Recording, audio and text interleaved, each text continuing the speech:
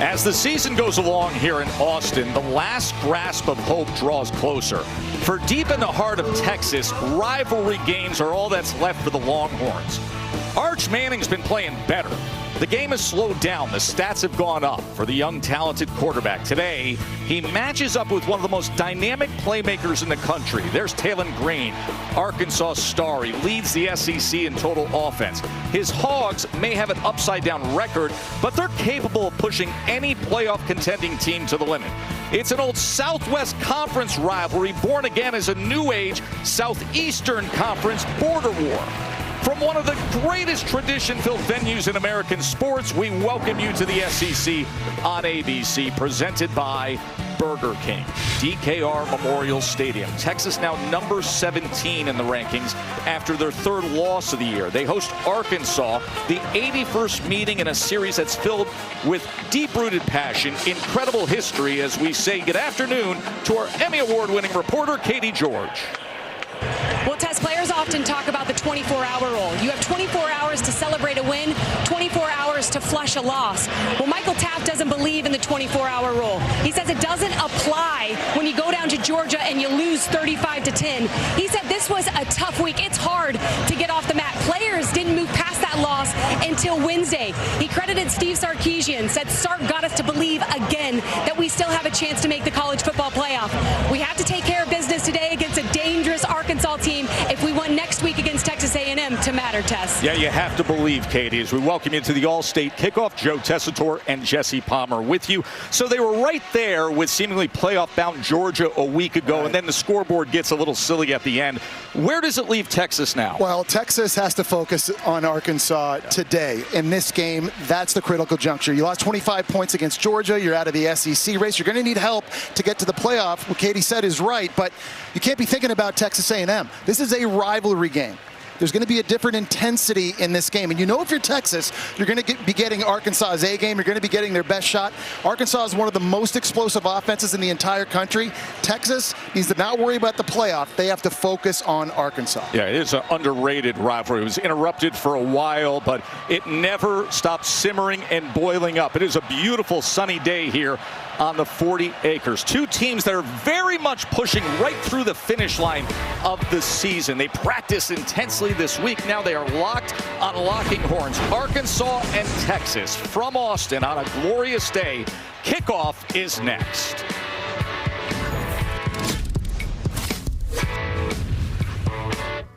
Steer, 2,100 pounds of pure power in college football pageantry. Take in the scene, the grand arrival of the Longhorns. Of course, opened up the season at Ohio State when Arch was just growing into it all. Now playing all these tough teams down the stretch. It'll be Texas A&M a week from now, but the rivalry game in front of them with Arkansas.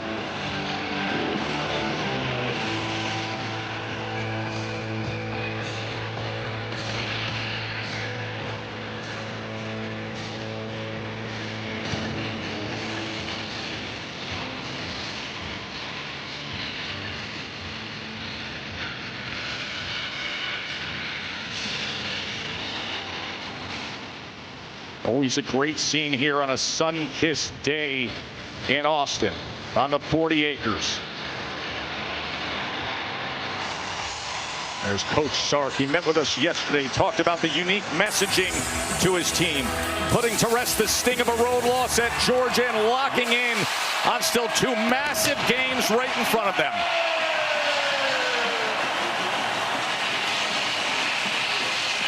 Joe and Jesse with you for this SEC Saturday. There was so much attention, of course, Jesse, and criticism put on Arch Manning early in the year. Well, for those who doubted him, look at him now and the way he's playing to expectations in our all-state spotlight. Yeah, I think Arch has played a lot better in his last 7 games. I think mechanically he's been a lot more sound, but I think he's also doing a better job of looking for checkdowns and underneath throws. This play against the Gators, 3rd and long, everybody covered downfield.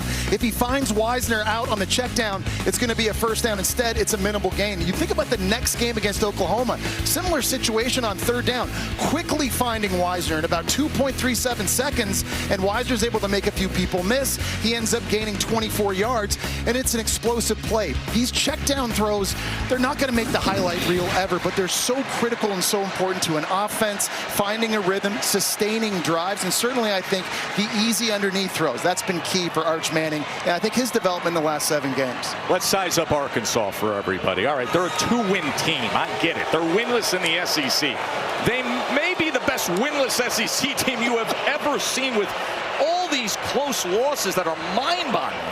Arkansas can win this game if they don't give it away. They've lost 5 games this year by 3 points or less. Time and time again, late in games, we've seen Arkansas. Penalties, defense not getting stops, way too many giveaways on offense in the fourth quarter of these games. They've taken Ole Miss, they've taken Tennessee, they've taken Texas A&M to the brink. Arkansas could easily be a 7-win team right now.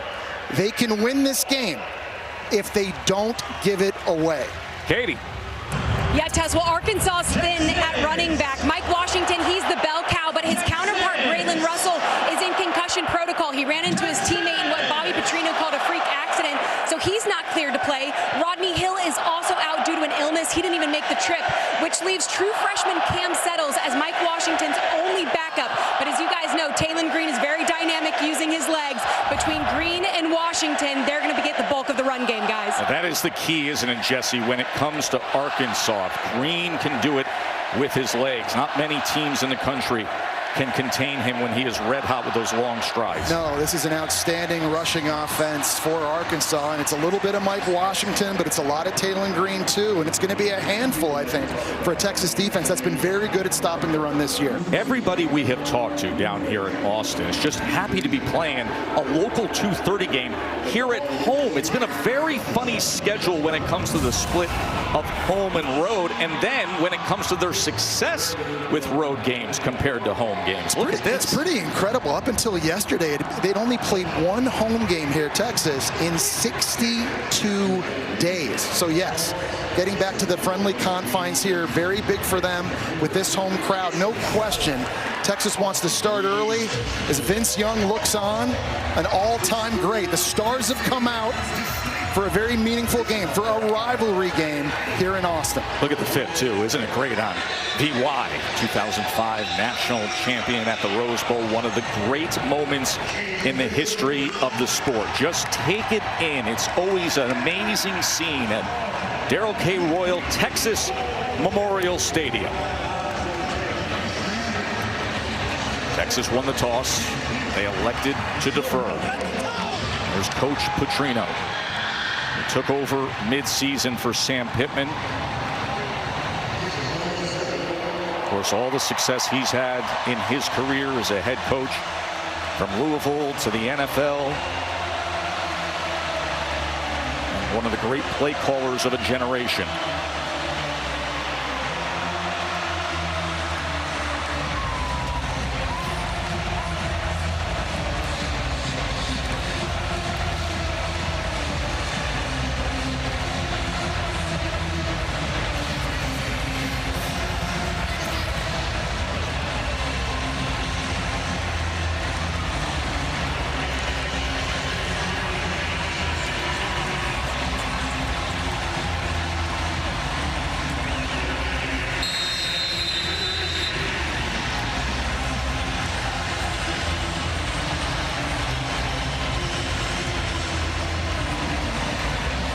How does Texas bounce back?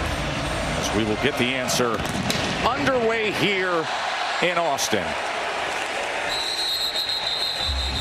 Well, when it comes to this Arkansas offense, Jesse, it's all about the explosive plays. Yeah, statistically, Joe, they are the most explosive offense in the entire country. They're very balanced. They can do it running. They can do it throwing. They've got the ultimate dual-threat quarterback in Taylon Green, but it's not just running back and quarterback. They're loaded at receiver, at tight end, and you were talking about Bobby Petrino a moment ago as an offensive mind. So good at getting playmakers the football in space. Texas's defense is going to have their hands full today. See Mike Washington, the featured back. Remember, they are thin there, as Katie told us. Braylon Russell, Rodney Hill, both out today. Key backups. Washington will take it, and look at Mike Washington.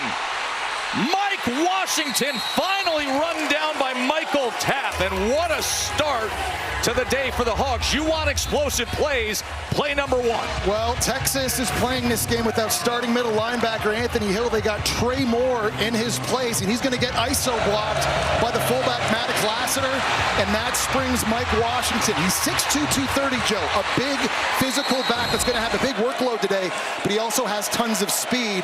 You can't start the game any better if you're Arkansas. 41-yard run on the first play of the game.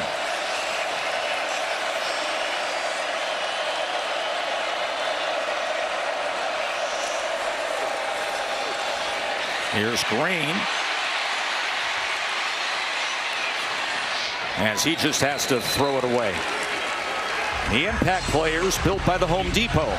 Well, you saw Mike Washington on the very first play. Big one for Arkansas. Raylan Sharp at receiver's really been coming on these last 3 games. Colin Simmons, one of the best pass rushers in the entire country for Texas. And Ty Anthony Smith has been making a lot of plays in recent weeks. Without Anthony Hill in this game, Smith is going to really have to step up.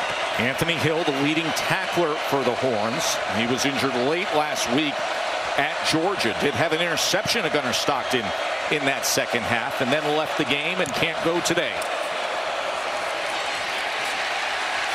This time, just a yard for Washington as Burke makes the tackle. So now a big 3rd down early in this game, and we talked about Raylan Sharp as one of our impact players. He's been a guy in these types of situations that Taylon Green has been looking for. They move him around in different spots. He's a smaller receiver, but a guy that they like to stack release to give him access into routes. There is Sharp on 3rd down and 9.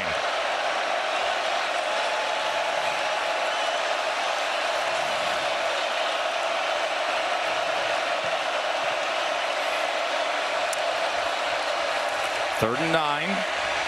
Green being chased back by Simmons, escapes him, turns the corner, and then tries to throw the ball away. It was Trey Moore who undercut him.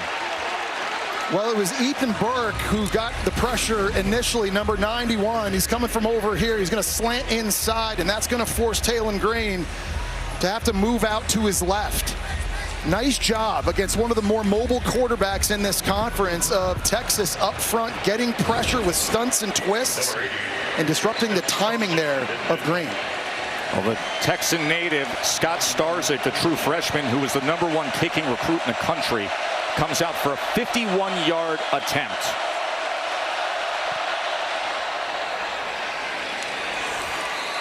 And that is extremely well struck by Starzik. A 51-yarder after Arkansas. Mike Washington with the longest run against Texas's defense this season.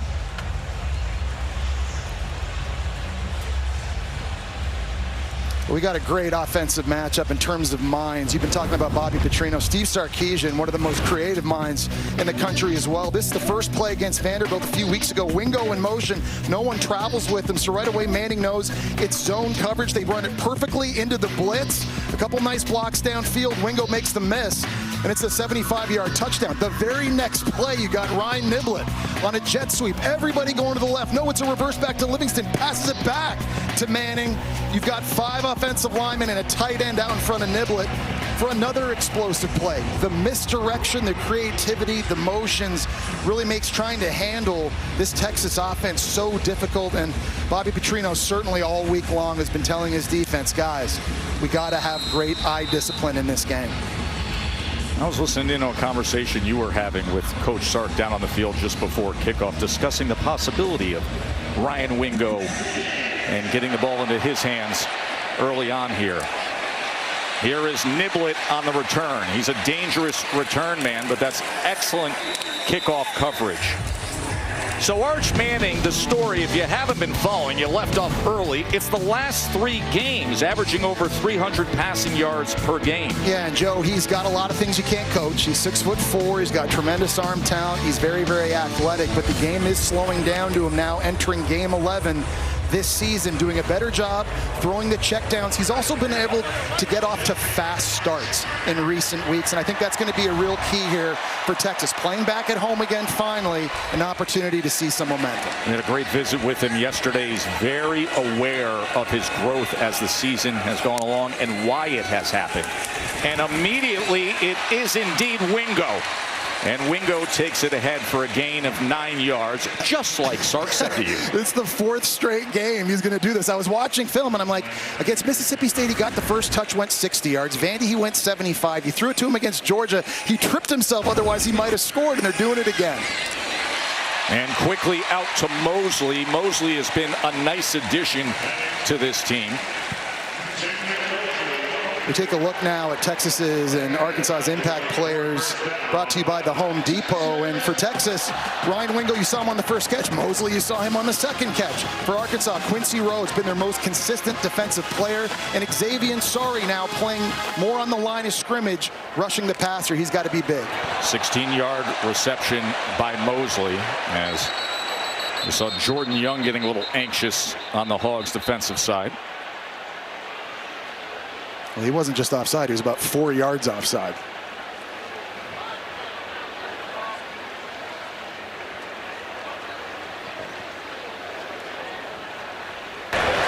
Offside, defense, number 4, into the neutral zone, causing an offensive player to react. It's a 5-yard penalty, still first down.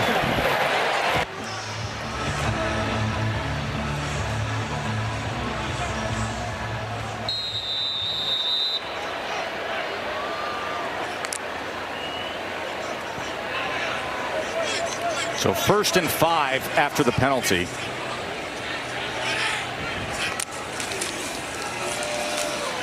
Wisner, as he will cross midfield and surge ahead for that line to gain. That's a Texas first down. Well, running backs for Texas this year have only averaged 4 yards a carry. They have not had the explosive plays in the running game they were hoping to have. Wisner, though, one of those guys that can give them that because of his explosiveness. You see C.J. Baxter there, his backup. Both of these guys will get run. Manning being pressured, steps up in the pocket, goes downfield, and it's a touchdown to DeAndre Moore.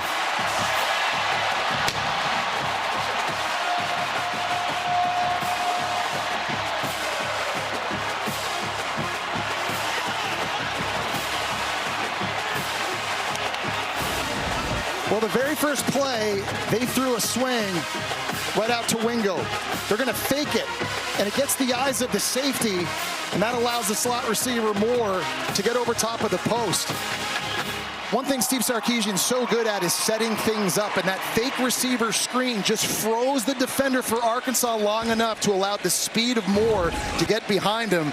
And a beautifully accurate throw by Manning. Now our man McStats to our left says, you know, Texas has now scored on their last 4 opening drives. In their first 7 games, they only scored on 1 opening drive. Things are different with Arch Manning and this offense, as Mason Shipley added the extra point, and DeAndre Moore had the glory play, the 46-yard touchdown reception, 7-3 Horns.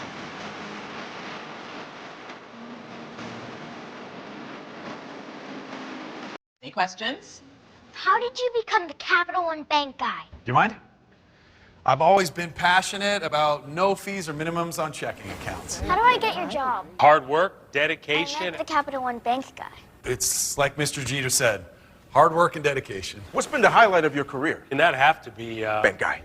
Helping people keep more money in their wallet with no overdraft fees. Aren't you in the Hall of Fame? And didn't you live in space? What's in your wallet? This ballroom is officially on fire! Dancing with the Stars, the finale, live Tuesday on ABC and Disney+. Oh,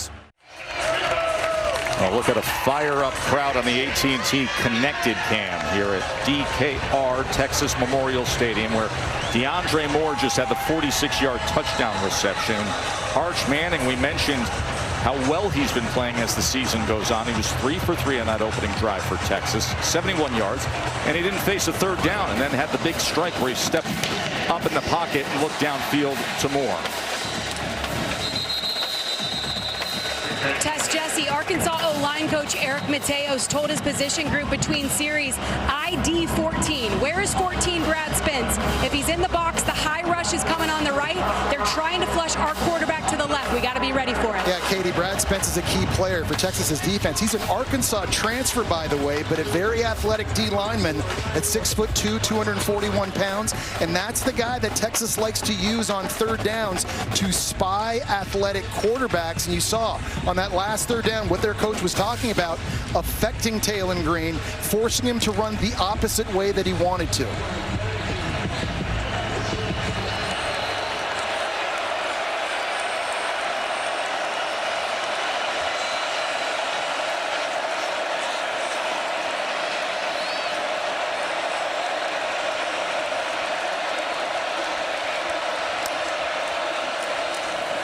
Here is Green off the play action. Wide open downfield is Platt. Jaden Platt with the big play. Well, it's the play fake that freezes Michael Taft and it freezes Colin Simmons. The fake here gets Simmons, it gets Taft, and then Platt runs in behind it on the corner route. A nice aggressive play call by Bobby Petrino on the first play of this drive. I formation with Lassiter in front of Washington after the 30-yard reception to the tight end Platt. And here is Washington. Remember, he started the game with a 41-yard run on the first play. The Texas defense had only allowed just 5 rushes of 20-plus yards this season, the 7th fewest in the country, and then he goes for 41 on the first play. And they're going to have to force feed him in this game. This is normally a bit of a tailback by committee approach, sharing carries with Braylon Russell. But we mentioned earlier, 3 running backs out in this game, so he's the type of guy, 2 3-yard gains in the first quarter. Those become 7 8-yard gains late. He's a big guy that people don't like tackling. And Russell is in concussion protocol. Ronnie Hill spiked a fever, and Taylon Green, that's exactly what he can do when he catches a seam. First down Hogs. Well, it's a great job reading the zone read, and this time Taylon Green's reading Ethan Burke here on the end. If he crashes down, he's going to keep this and get around the outside. There's nobody there for Texas to replace it. They were able to freeze Trey Moore that time with a route out in the flat. So again, Bobby Petrino getting guys in space, and you've seen it throwing the ball, and you've also seen it in the run game too.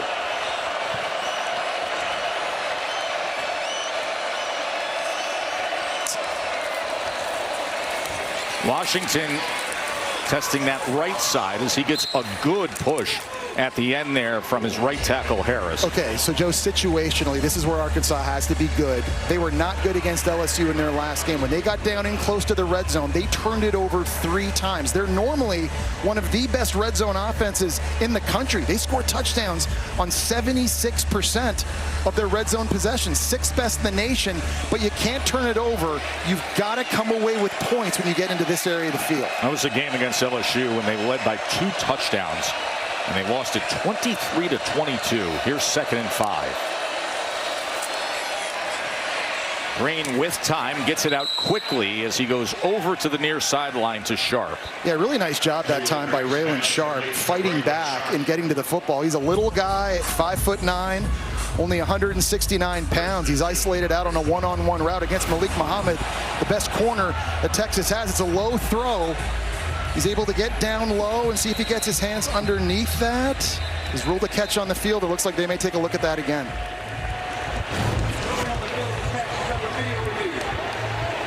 So they're going to review this, that the ruling on the field is a 6-yard reception and a first down for Arkansas on what's a really nice response drive to this point after the quick strike by Texas. Good point, Joe. Really aggressive right out of the gate, right? On first down, play action, you're hitting Platt on the corner route. As you take another look at this from a different angle, you need indisputable video evidence to overturn this. The ruling on the field was that it was a catch.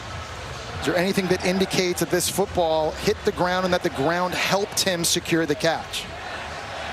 Some SEC fans and this crew having some flashbacks to Florida, Georgia with what happened there last month. Let's bring in Matt Austin, our rules expert. What does your eye see, Matty? Yeah, Joe, I don't think this is a catch. You can see the receiver's hands, the white gloves are apart. There's definitely room between his hands. I think he trapped this ball. It should be an incomplete pass. We will see if review goes that way and overturns what is right now a 6-yard reception for Sharp and a first down for Arkansas. Well, and it's a big deal, too, because if this does get overturned, it's going to set up 3rd and long down here in the red zone versus what would be a first down for Arkansas here. Both of these offenses so far kind of going back and forth in this game. Well, that's been the Arkansas season, right? They're one of 9 teams in the country that scores and allows 30 points per game this season. It's incredible the year that they've gone through. After video review, it is an incomplete pass. It'll be 3rd down at the 18.5-yard line. All right, so now this sets them back into 3rd down. And this is a situation Texas's defense knows that Taylon Green's legs can become a factor, whether it's a designed run or a scramble. The first 3rd down of the game, I thought Texas did a really good job containing him. And we heard Katie earlier in her report using Brad Spence, number 14, as a spy. We'll see if they are able to do that again on this 3rd down. You don't have to worry about getting loud. They know it. No cue necessary on a down and distance like this in the red zone.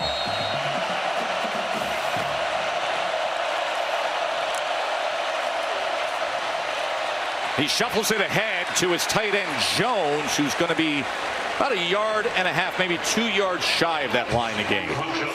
Interesting decision here for Bobby Petrino. How aggressive does he want to be? His kicker already hit a 51-yarder, and I think I agree with this call. To go for the field goal and pay this off with points. 2 pretty good drives to start the game on offense, and each playing on the road here. You just want to keep getting on that scoreboard. A week ago, Starzyk at LSU, he missed from 48 yards on Arkansas's final drive. They lost by 1. Today, off to a much better start. Hit from 51. This from 33. And he strikes it well again.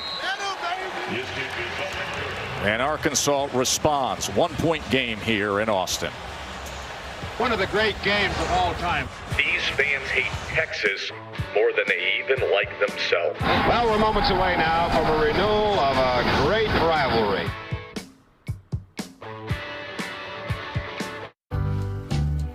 The Burger King double cheeseburger is love at first bite. A 1/4 pound of beef patties flame grilled with 2 slices of melty cheese. Pure joy. It has a way of making the world melt into the distance. It's time to celebrate a classic, because life's simple pleasures matter. We're not sure who invented the double cheeseburger, but it sure tastes like we did. You rule. This week on Chewy, shop and save up to 40% off on treats they want, toys they love, or food they devour. All the best price gifts for any pet. For low prices, for holidays with pets, there's Chewy. Chunky. Hot, hot, hot. Dude, you said on 3. With protein to tackle every craving, Chunky is soup that eats like a meal. Why do you have your uniform on? So people recognize me. Pronamel, clinical enamel strength, can help us to keep our enamel for a lifetime. It's backed by science. It is clinically proven to strengthen our teeth. I would recommend this toothpaste to everybody. It's really an amazing product. SEC on ABC College Football is presented by Burger King. You rule. And in part by T-Mobile. If you didn't know T-Mobile has home internet, you do now. This game back in 2021 that you see the images of, Jesse, it gets referred to as that welcome to the SEC moment for Texas. They weren't in the league yet, but they had just announced that they were coming to the SEC. And Arkansas ran all over them for 333 yards. They robbed them 40-21. And it was a moment early on in Sark's career at Texas where he said, we need to get bigger to win in the SEC. So many great moments in this rivalry, but Arkansas is big, and Texas did get bigger. Arkansas looks like an NFL team, seriously. When you look at them positionally across the board, Taylon Green's absolutely huge. Mike Washington, these running backs are absolutely huge. As a group, they're big in the trenches. Their safeties are 225 pounds. Their corners are all 6'2". Arkansas is as good-looking a team getting off the bus pregame and in pregame warm-ups that you're going to see.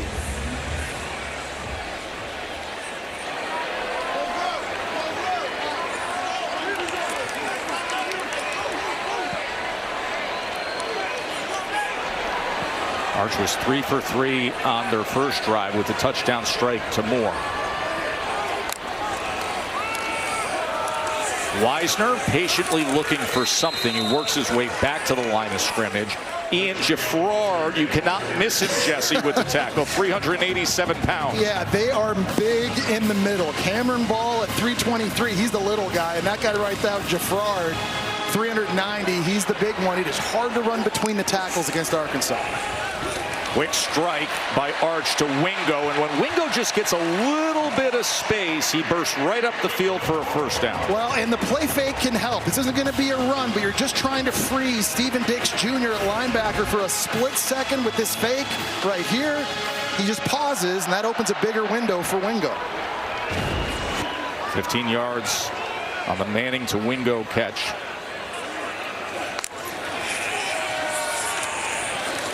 There's Arch extending the play, looking to direct some traffic, and then smart to just scoot out before Bradley Shaw gets to him. Well, this Arkansas defense is the worst in the conference. First 5 games of the year, way too many explosive plays. Guys weren't getting lined up. They ended up firing their D coordinator, Travis Williams, and they promoted Chris Wilson right there. I think he's done a pretty good job since of just trying to simplify things. They're very, very conservative on defense. You don't see a lot of crazy blitzes. He just wants his guys to line up and play fast with confidence. Chris Wilson, who was Sark's defensive line coach at USC all those years ago. C.J. Baxter takes it ahead. So a guy to keep an eye on for Arkansas's defense is number 10, Xavier Sorey. He's their most athletic player. He's their most versatile player. Most of his career is out of the game now, was at linebacker, but in the last 3 games, they've been putting him up on the line of scrimmage, letting him rush the passer. We'll find out from Katie later what the deal is with Sorey, but he's a guy they need to have on the field because they're a different defense when number 10's getting after the quarterback. Their leading tackler, not on the field right now, 3rd down and 5. Manning. That is 5 straight completions to open the game as Emmett Mosley continues to impress as the season goes along. It's a really nice pocket that time. And Cole Hudson here at right guard, he sees the blitz coming this way, and Manning has a chance to survey the entire field and deliver a strike over the middle to Emmett Mosley. Now already his 2nd catch in this game. Yeah, 5 completions in a row now for Manning. That is his season high.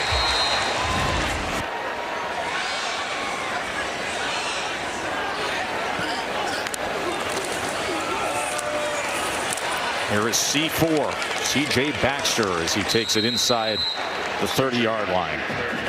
Xavier Sorey, we talked about again, being the most versatile guy for Arkansas and a guy that was happy and willing to accept his new role as sort of a edge player, using his athleticism to rush the passer. Out of the game right now, and we've seen, obviously, Anthony Hill not in this one for Texas, but the most versatile guy on Arkansas now missing in action too.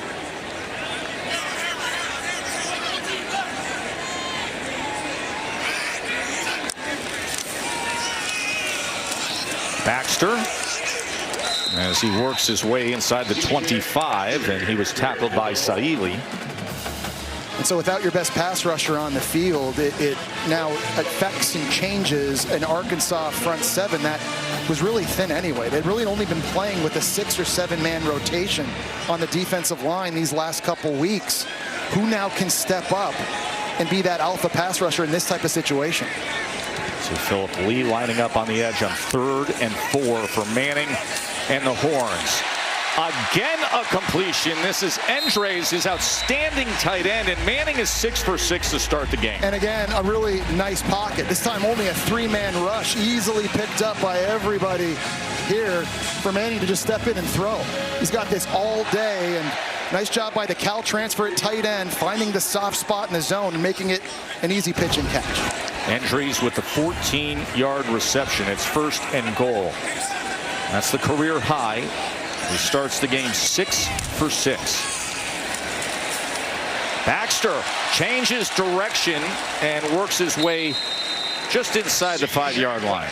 And this is an area of the field where Arch Manning becomes more of a factor on zone reads and running the football as well. This offensive line has not been great at the point of attack in the run game, particularly down in the red zone close to the goal line this season.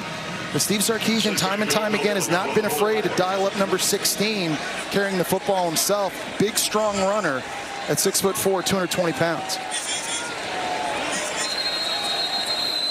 And a timeout is going to be used by Texas. In the midst of this 9-play drive that's now inside the 5-yard line. 2nd and goal when we come back to Austin. Bring it in, Old Dominion. We know that it takes hard work to be the best in the game. It starts up front with protection, making sure the freight arrives safe and damage-free. Then we work as a team, packing every shipment and running every route with precision. And we always manage the clock to be on time every time, so that every drive is a scoring drive. 1, 2, 3, OD! Now that's the best in the game. No playoff needed. Old Dominion Freight Line, proud sponsor of college athletics.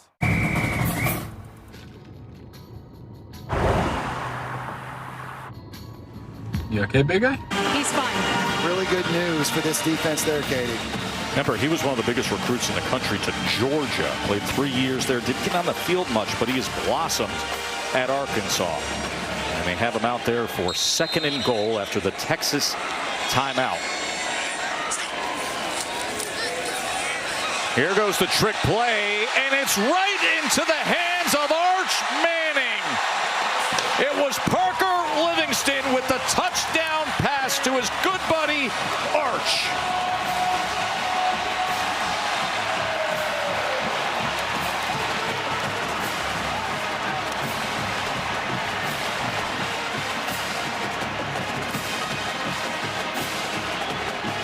A fantastic job and another example of misdirection by Steve Sarkisian in the passing game. Jet sweep to a reverse throwback to the quarterback, and Arkansas completely lost track of Arch Manning in the end zone.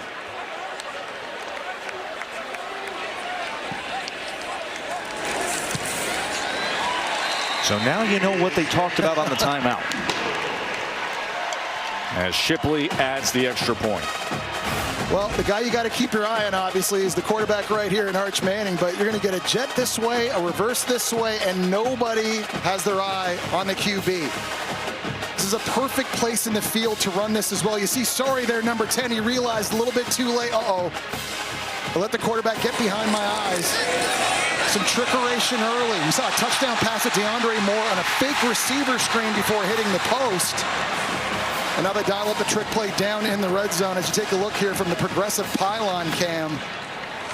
Nice little job of Arch Manning going up and climbing the ladder.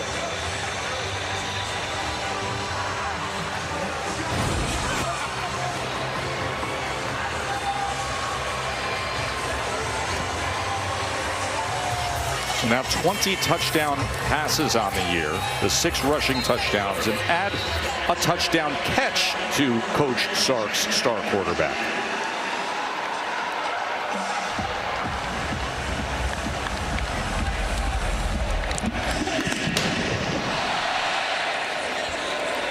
Shanks will let it go over his head. 14-6 Texas. What a start to the day for Arch Manning, Jesse. Yeah, Joe, he's in rhythm right now. Ball hasn't hit the ground yet. First play of the game. We knew they were going to throw it to Wingo. And the very next play, he spit it out to Emmett Mosley on a slant. Nice job with play action. Finding Wingo over the ball.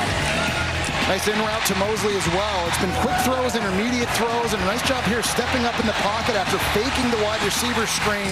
Allows DeAndre Moore to get behind the defense. And then, well, if you're throwing it so well, let's let someone else do it and throw it to you in the end zone. It's been all Arch Manning offensively for Texas. And that 6'4" frame paid off there on that reception as well.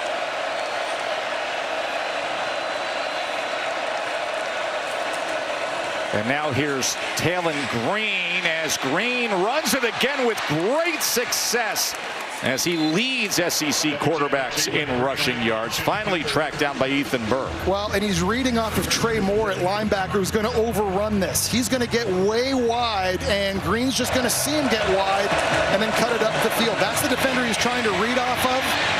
There's just so many different schemes in Arkansas's playbook when it comes to running the football, and the option is something now we've seen in recent weeks that defenses have had their hands full with. Yeah, that one little shimmy to Michael Taft, an extra yardage for Green, and that ball is cresting up against midfield.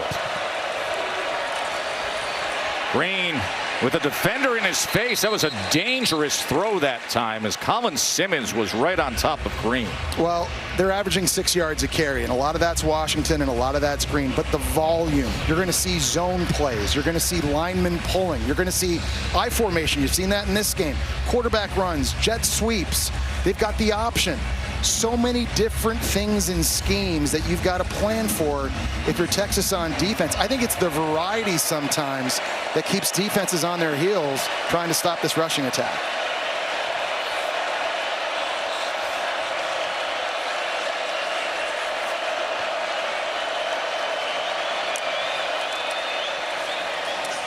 Washington running the ball on 2nd and 10. All these drives start so red hot for Arkansas with their first play on their 3 drives, right? The 41-yarder to start the game, then the 30-yard reception. We just saw Green with a 25-yard run. You get those 3 plays have 96 yards. It's everything else that's been the struggle, like a down and distance like this, Jesse. And now there's a massive substitution for Texas, and they're bringing their best pass rushers on the field. Colin Simmons, number 1, has entered the game.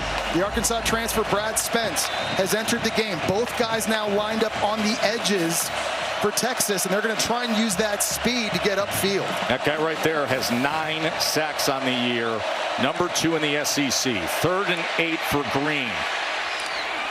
And he is able to get it complete to Omega Blake for a first down for Arkansas. And a really nice field because, Joe, you hit it on the head. It was Colin Simmons that brought the rush that forced Talon Green to have to step up in the pocket. It's coming this way. You're able to maneuver up in here, but keeping your eyes downfield and finding an open throw. That time, Omega Blake, a guy that's been very quiet for Arkansas the last 2 games. Just 3 catches for 35 yards. Mansour Delane shut him out against LSU. He's got to make plays in this one. Good spin move by Washington as Washington goes for about 9.5 yards on that run. He's got everything you like. He's a hard runner that breaks tackles. The problem for Washington this year, though, has been fumbles. You, Katie, and I saw the costly fumble against Memphis that lost them the game late. He also has a fumble in each of the last 2 games. He has got to be so much better in this one with ball security. 14-6 at the end of the first quarter. Arch Manning with the touchdown reception. Also had the big touchdown pass. The SEC on ABC, presented by Burger King, returns after this message and a word from our ABC stations. Yeah, we've got to be able to run the ball for a first down. We converted the last 3rd down. They've been tough on 3rd down, so it'd be nice if we get to 3rd and short. Thanks for the time. Thanks. Well, right now they have 2nd and short to start the 2nd quarter, trailing Texas by 8.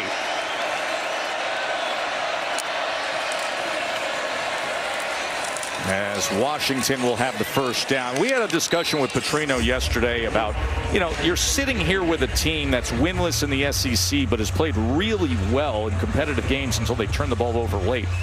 And he said to us, listen, the attitude of the players is not an issue. The effort's not an issue. It's that we find ways to lose games instead of finding ways to win games. I was talking to him on the field before the game, and he was telling me, the good news is that we're still doing really well on offense, and guys are showing up each and every week, ready to go, excited for the opportunity that lies ahead. They were fired up to play a really good Texas defense in this one. I always wonder what's going through the heads of players when you're sitting there at 2-8, 0-6 in the league, but it's been a good week of practice as Washington puts down the shoulder and goes right into the end zone. He just trucked Michael Taft.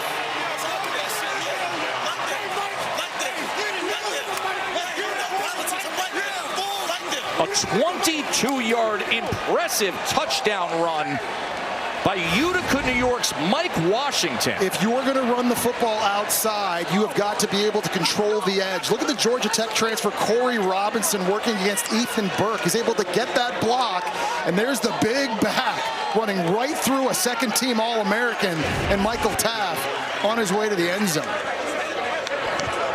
Intercontinental or heavyweight championship belt, Joe. Man. And we're a week away from a Survivor Series on ESPN, but he's ready for it right now.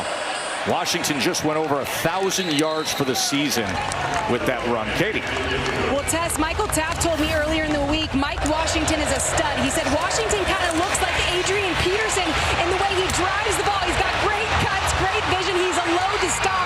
And Michael Taft just found that out firsthand, guys. Arkansas is his third school. He was under-recruited coming out of Cicero North in Syracuse, New York. Landed at the University of Buffalo, went to New Mexico State. Here's the progressive pylon cam, and then lands in the SEC. There are not a lot of running backs from upstate New York in the SEC. He's an impressive one. I think he's a guy that's going to have a chance to have a long career in the National Football League because he's also an every down back. You're getting to see in this first quarter, now in the second, his ability running the football, but he can catch the ball too, Joe, and he can block. He's legitimately a three-down back, and his versatility, I think, adds so much value to him in the upcoming NFL draft. Boy, and do they need him to have a big day. They are thinned out at running back, but we talk about the explosive plays of Arkansas. 11.8 per game. That's the most in major college football, and they've already had a few big ones today against number 17 Texas. That's holding on to hope that somehow down the stretch here they can make their way into the college football playoff. Want to remind you, Saturday Night Football presented by Capital One is coming up next. It is number 20 Tennessee taking on Florida, the rivalry there. Chris Kirk and Holly will have the call of Tennessee at Florida at the Swamp tonight. Of course, a great part of your football legacy, Jesse. Yeah, no question. I was so lucky to get a chance to play in that rivalry game. It is exactly that. It's a special game with a lot of intensity, and it's unfortunate now with the SEC going to a 9-game schedule. Those two teams are not going to play every year anymore moving forward. Arch Manning in the sunlight, and he has been in the spotlight to start this game. 6 for 6, 125 yards, a touchdown pass, a touchdown reception. Wisner with blockers out in front, out to the 31-yard line. You look at the first two drives for Texas, and it has been an impressive day. It has gone right to script. You get the explosive to DeAndre Moore on the first drive, and then a nice controlled, balanced run and throw drive the second time out. Wisner again as he wiggles his way to a yard short of that line to gain. It'll be third down from there. Well, the offensive line has been the weakness for Texas this year, and that really was a big question mark coming into the year. 4 new starters. You had to replace Kelvin Banks at left tackle, the 9th pick to the Saints. They started the season with 3 true sophomores. The left guard position has been in flux all year, and that's really impacted their ability in the run game and in pass protection. But I do think, Joe, these last 2 games, they've got a new starting 5 up front. That's really made a big difference. They go with the tap to Wingo, and he turns the corner and spins his way for extra yardage. Look at the fight out of Ryan Wingo framed up against Kenai Walker. And that's a good idea on the jet sweep, because when he gets a full head of steam, he's one of the fastest players in all of college football. 20 times this year, he's been clocked running over 20 miles an hour. You just want to get him going. Those long strides start to pick up, and Arkansas just can't run with them.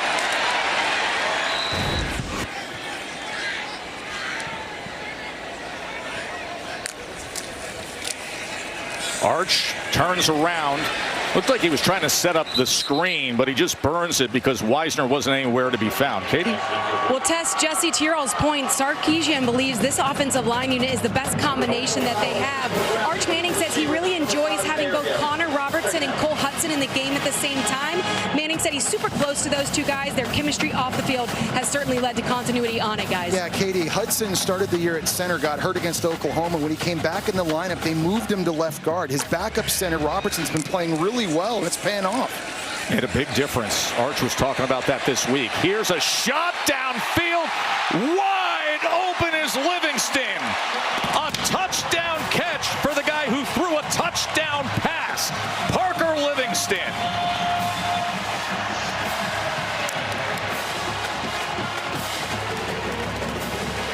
There's a coverage bust on the back end by Caleb Wooden. He's going to get kind of caught in no man's land back here. That's who you're watching. They're running a seam, and this is the touchdown here.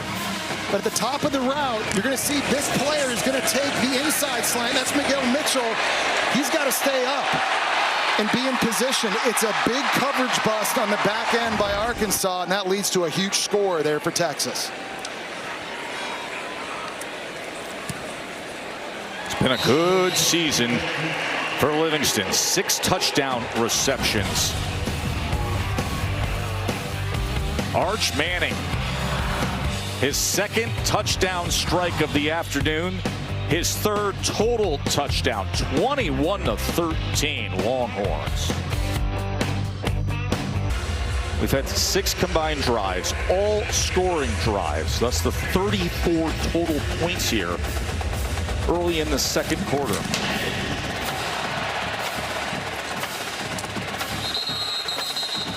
High-speed highlights are brought to you by T-Mobile 5G home internet. Colin Simmons is the best pass rusher for Texas. Hard to block him one-on-one with a tackle. He gets home against Kentucky in 2.23 seconds. It's even harder to use a slower guard pulling, as Vandy found out. He just rips around that edge and makes the play in 1.7 seconds. His athleticism, though, allows him to play both in the zone read game. Diego Pavia here is reading him, and that body language tells Pavia, I'm keeping this. But look how quickly he's able to change direction and close. He's a very unique talent playing the defensive end position. Led all freshmen a year ago with 9 sacks. Already has 9 on the season this year. As good a pure pass rusher as Texas has seen in a long time. Green, as he goes to Mike Washington, who makes it to the 30-yard line. Well, we've talked a lot about Arch Manning in this one, but don't forget about Taylon Green. He's one of the better dual-threat quarterbacks in the country. 6'6", can see the field. He can make all the throws, but he's going to hurt you running the ball as well. On design runs, as we've already seen in this game, and on scrambles, too. He's playing with more confidence. This is year 2 in Petrino's offense. The problem, Joe, has been turnovers. 10 giveaways, 10 interceptions. He's got to do a better job in this one, making good decisions. Already has 2 runs for 43 yards in this game. Washington again, and it's a first down, Hogs. You know, we brought this up earlier of how they've been starting off drives. That's not a good sign for Arkansas when we talked about how thinned out they are at running back. Remember, Braylon Russell, who's their big back, but he gets in to the mix on regular down and distance. He is in concussion protocol. He was injured last week in practice. And then Rodney Hill spiked a fever a few weeks ago. So they're thin at running back. We'll take a short break. Sort of rolled up on his ankle a little bit. Wait to find out what the injury is, but he certainly heads to the 10. You mentioned the depth. That now sets up true freshman Cam Settles as the go-to back for Arkansas. They are thinned out. Cam Settles is now the lone option. They're trying to redshirt the other true freshman, Batten. First down, and somehow Green gets it downfield to Raylan Sharp. Well, it was a great job by Green holding on to the very last second. He had to kind of negotiate Trey Moore, who was jumping up right in front of him. I don't know if Raylan Sharp got a foot down. He climbs the ladder. They're saying incomplete. Yeah, I think he's out of bounds. It's a nice job of Grayson Littleton running over and making sure that he was not in bounds after he caught that football. An unbelievable individual effort there by Taylon Green. Empty set here on 2nd and 10. Green goes over the middle. It's a first down to Sharp, and Sharp takes it past midfield. And that's a tremendous route by Sharp. He just shook Jelani McDonald at safety out of his shoes. He's running a bit of an option route here. Fakes like he's going outside and then cuts inside to give a nice window for Taylon Green. This is a guy, again, a former Missouri State FCS All-American that played for Bobby Petrino. He's really been coming on these last 3 games, making big-time plays in the passing game.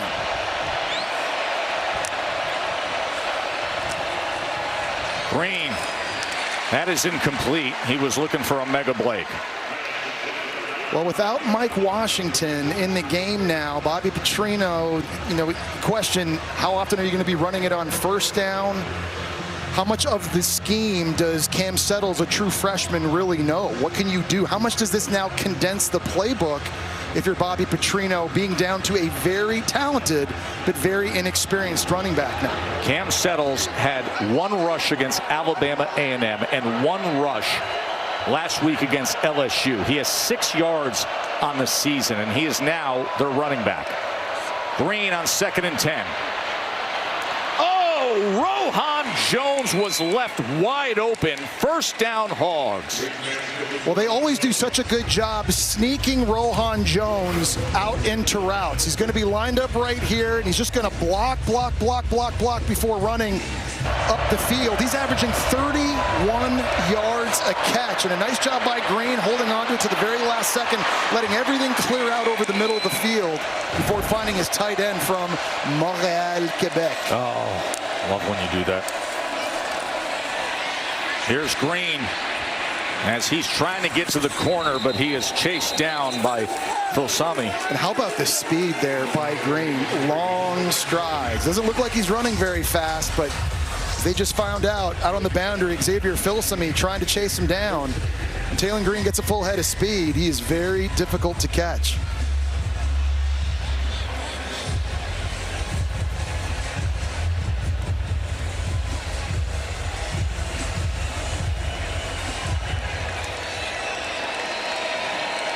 Mike Washington is back out on the field. 9 carries for 97 yards, the big touchdown, and he's back out there on 2nd and 8. Green. He didn't have any options at all, and Michael Taft ended up with the tackle. He wanted to throw it to Omega Blake on a slant route. He actually fell down, so there was nowhere to go with it. Now, Omega Blake is the go-to guy normally in this offense. Here he's just trying to kind of gets caught up there with Malik Muhammad and goes down. And now you got this big 3rd down. This is an area down in the red zone where if Taylor Green, if nothing's open and you see a crease, you see a lane, there's bad pass rush integrity by Texas, you can take off.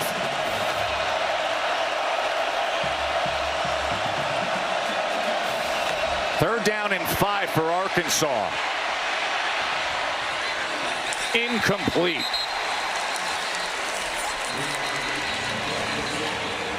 LaFau was chasing Taylor Green. And a big decision now for Bobby Petrino because Texas is just scoring touchdowns. Defense. Goal. Number 24. Half the distance to the goal. Automatic first down. A late flag, and it is defensive holding. So Arkansas is bailed out with an automatic first down. That's on Warren Roberson. Yeah, and that came away from the throw all the way to the other side of the field. He was working one-on-one with Courtney Crutchfield. Crutchfield tried to break inside, and Roberson just bear hugged him. And that's where the play was. Not even close to where the action was on that play. Big penalty, big mistake for Texas. You see it up here. Taylor Green was never looking that way, but the contact draws the flag, and now a fresh set of downs for Arkansas. Bobby Petrino wants a timeout badly. And you could see Taylor Green turning his head, looking formationally at Lassiter and Washington. And Bobby Petrino not happy at all. First down and goal. After the penalty, the defensive holding. You see Bobby Petrino in a spot like this. And, we brought it up earlier. It is difficult to sit here on a season when you're 2-8.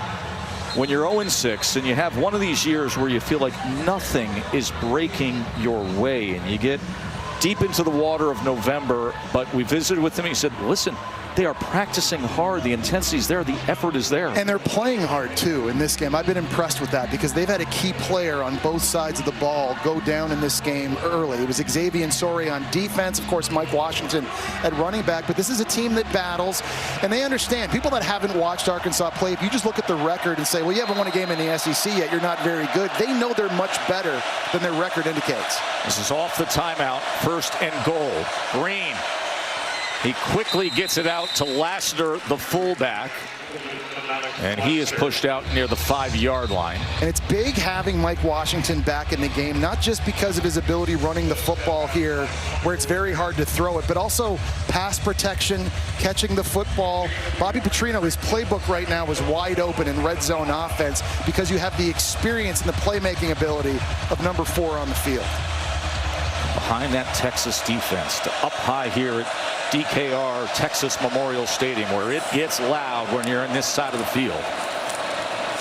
Washington lowering the pads, but he is pushed back, and it'll be 3rd and goal. LaFau with another good play. And I got to think, if you're Bobby Petrino, this is 4-down territory now. Now down inside the 5-yard line with Mike Washington and Taylon Green and his running ability. Again, your defense cannot stop Texas. If you kick another field goal and Texas scores another touchdown, this thing starts to open up more and more and more. So would not be surprised if they stay aggressive, even if they don't get the touchdown here on 3rd down. 11th play of the drive coming for Arkansas. Listen to this roar.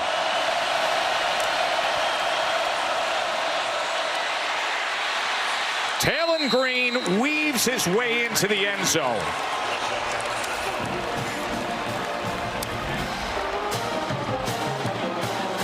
Eighth rushing touchdown of the year for the best rushing quarterback in the SEC.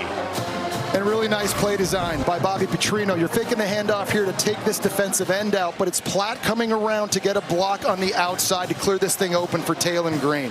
A lead blocker. And his legs become a big factor. We talked about what makes him the true dual threat. It's not just throwing it, but it's running it too on scrambles and on designs, and that was a big-time answer for Arkansas's offense. Well, we mentioned it earlier. One of the 9 teams in major college football that scores and allows 30 points per game this year. And it's that kind of game we have here in Austin. It's already 21-20.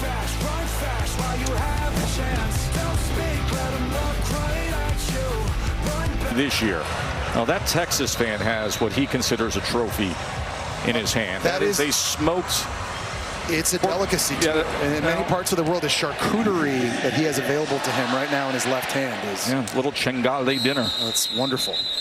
All-state playoff predictor looks this way, Jesse. Well, again, a change this year. Top 4 teams get the bye. It's not the top 4 conference champions like a year ago. Miami right now outside of the top 12, but they are right now the highest ranked team in the ACC, in position to be the 4th highest ranked conference champion, and then Tulane in pole position to be the 5th highest ranked conference champion, getting in at the 12th spot. Arch Manning back to business after he started the day 7 for 7. The 2 touchdown passes, the touchdown reception. But Taylon Green and the Hogs offense, they've been there matching. C.J. Baxter probing the middle of that line as he's tackled by Saili. Well, that's a big play, too, for Texas. Just trying to keep 3rd downs manageable. You have to find ways to have success on 1st and 2nd, whether it's running the ball or whether it's short throws. 3rd and long has been the problem for Texas this year. Manning, play action. And that's off the mark beyond Mosley.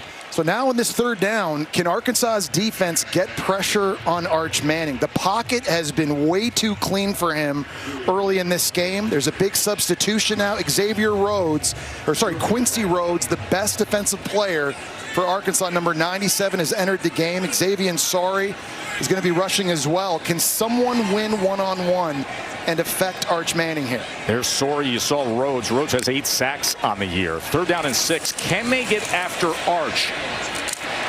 And it should have been complete to Mosley, but it goes incomplete. They were charging in on Arch Manning, but Mosley should have secured that. Well, it's a really good job by Julian Neal, the Fresno State transfer at corner right there, 23, breaking on this ball and forcing the incompletion. This secondary, Joe, has had issues all season long. Julian Neal, though, has been the most consistent. He's been their biggest playmaker on the back end, and he comes up with a huge one now, finally forcing a punt. Is this our first punt of the game? Yeah, it's our first 3 and out, our first punt of the game. What is a punt? So say hello to Jack Bowmeister, the big Australian. Cam Shanks is Good return man, but he doesn't get an opportunity as that is outside the numbers. A reminder that the college football playoff top 25 rankings comes your way Tuesday, 7 o'clock on ESPN. They will project the 12-team field. They will reveal the new rankings. Of course, Texas took a tumble after the loss to Georgia. They sit here now at number 17. And as we watch this game unfold now, Arkansas with the ball back after forcing the 3 and out. And what do we say in the open? They can win this game if they don't give it away. No turnovers. They've been good with penalties so far. Offensively, they're in this thing. And their defense just delivered the first 3 and out of the game. Green, as he looks to check down to Mike Washington, who just curls up at the line of scrimmage as Simmons was applying pressure. Well, I think Texas now is trying to find some creative ways to get after him, and Colin Simmons that time came on a big stunt, started from the left, looped all the way around to the inside. They're not just going to rush upfield with speed, but you got to try and confuse this offensive line from Arkansas. They are big and they are physical, and it's hard to get off of them if they get their hands on you. So Alex January, Murad Watson in the middle, 2 big 300-pounders for that Texas defensive line, showing a 3-man front here on 2nd and 9. As Green keeps it and makes his way out to the 44-yard line. It'll be 3rd down from there. That's Michael Taft with the tackle. Great individual effort that time by Michael Taft, because Arkansas is going back to the zone read, and Taft's the one that's going to have to come replace the end when he crashes down on this inside handoff. And Taft's got to beat the big right tackle and Marion Harris, and he's able to do that. Now setting up 3rd down for Texas's defense.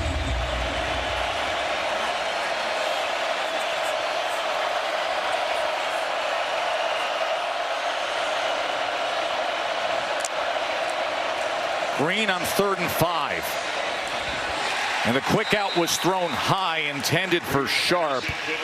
And now all of a sudden, both of these defenses rise up after we had nothing but offense. Well, it's a nice route that time by Raylan Sharp. There's a bit of a window. The problem is he doesn't have a huge catch radius at just 5'9", and if the ball isn't out in front of him accurately, it's going to make it very, very difficult. He's very quick and he's very dynamic after the catch. But that throw just a little bit off by Taylor Green. Ryan Niblett is the punt returner for Texas. Devin Bale's going to try to play keep away as Niblett is dangerous. Had a 79-yard punt return for a touchdown at Mississippi State that tied the game late in the 4th quarter. Flag is down at the line of scrimmage on what was 4th and 5.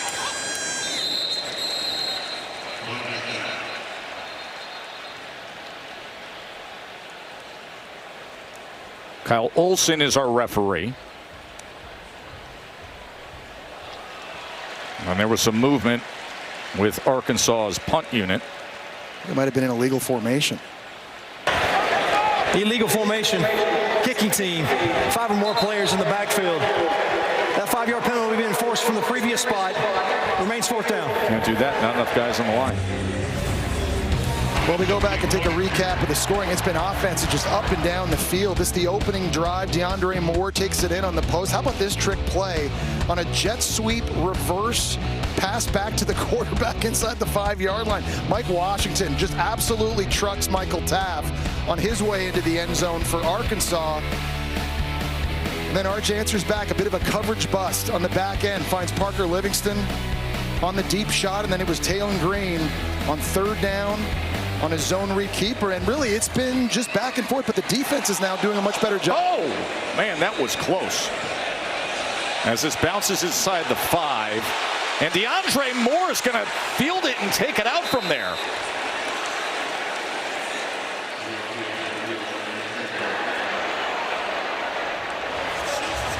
First off, I have no idea how that was not blocked. Honestly. By Texas. And secondly, why is DeAndre Moore taking this thing out? The rush comes right up the middle of the field.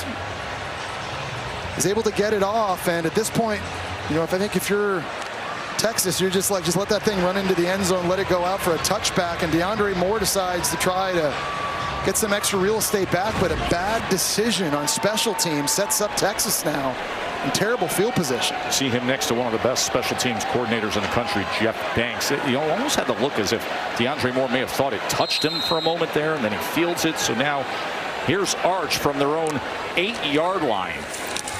Oh, that's batted back into the end zone, and smart to just knock it down. It was Danny Saili who was right in the face of Arch Manning. Well, Saili knocks this thing down, and it's probably a good thing for Texas, as I think Julian Neal at corner might have jumped this slant and maybe turned this thing into a defensive score. Saili, the transfer from BYU, 315 pounds. He's lost 50 pounds, had a bit of a body transformation, and a good heads-up play that time by Arch Manning just to knock that thing away. Yeah, you don't know that Quincy Rhodes or Saili himself weren't going to come down with that ball. So second down now for Manning from his own goal line. He's going to go for it. Incomplete, looking for Livingston, who had the 54-yard touchdown. Walker had coverage. And that's a catch Parker Livingston absolutely has to be able to make. At 6'4", he's going to get a shot with his hands on this first. He runs right by Kenai Walker. Got to catch it right there. He wasn't able to secure it, and that allowed Kenai Walker to help lodge this thing loose. You got to catch it the first time, bring it into your body, and a big missed opportunity. Jesse, this is a big opportunity for the Arkansas defense right now.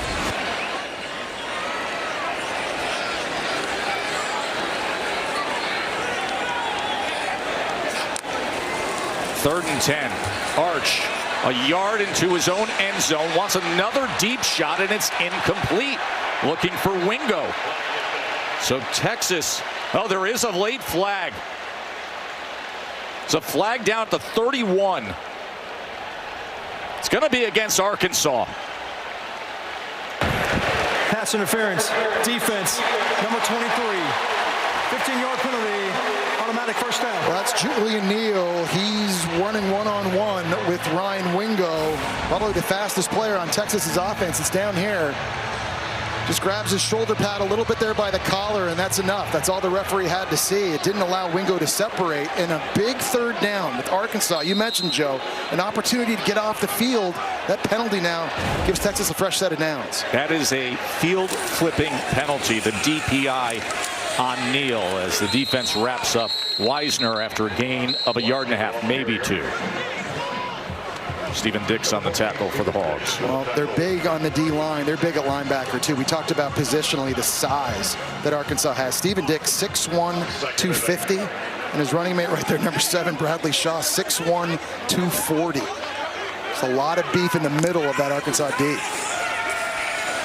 2nd and 8 as they set up the screen, and it's Townsend, the tight end, who is cut down immediately. True freshman from Houston, Texas, who has a very bright future, and it'll be another 3rd and long for Arch and the Longhorns. And it's a mass substitution now. The best pass rushers coming on the field for Arkansas. Justice Boone, the Florida transfer, number 0. Sorry's out there. Quincy Rhodes is out there. But again, no one's been able to get home yet in this game. You've got to find a way with movement, stunts, and blitzes to affect the QB. 3rd and 8. They back off and yet still get a little pressure on Arch, who goes downfield and gets it complete to Wingo. What a big play between Arch Manning and Ryan Wingo for a first down, Texas. Well, a nice play by Arch Manning. He fights off the sack attempt by Justice Boone, number 0. He steps up. Pressure's coming here. Sorry's going to spy him in the middle of the field. So Arch Manning doesn't have a lot of time. Once he steps up, he's now got to get rid of this thing now. And a really good job in a scramble drill, too, of Wingo breaking his route off, heading upfield and finding an open area of grass for Manning to throw to. Manning looking to keep that rhythm going as he's going to have to check down to Wisner, and Wisner lowers the shoulder and goes past midfield on first down. He picks up 8 yards. And that's where I think Arch Manning has improved the most in the last 7 games, is finding the checkdowns quickly. Prior to the pass, holding, defense, number 4. 10-yard penalty from the previous spot. Automatic first down. That's on the nickelback, Jordan Young. On this play, you're going to see Arch Manning step up in the pocket, and just watch how quickly he's looking this way and scanning, and then it's right over here. Get to this fast and just put the ball into the hands of a running back who's so good in the open field, who's going to be able to make somebody miss down the field. And there's the hold in the slot there by Jordan Young, number 4. He's trying to contain DeAndre Moore with a 46-yard touchdown to start this game. Wisner on first down as he was met, but then falls ahead forward. It was Kenai Walker who came in the run fit before Story cleans it up. It was Danny Saili that time that got some penetration. He beat Connor Robertson across his face and forced Wisner to have to bounce that thing outside. Texas all of a sudden, after the penalty on this drive, starting to find a little bit of rhythm as they march this thing into Arkansas territory. Coming up on the 2-minute timeout.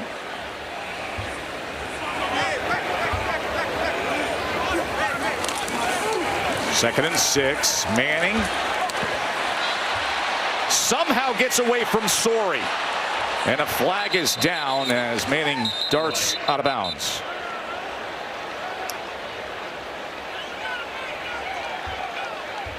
I don't know if the referee thought Story grabbed his face mask. Holding. Offense. Number 73. 10-yard penalty. Still second down.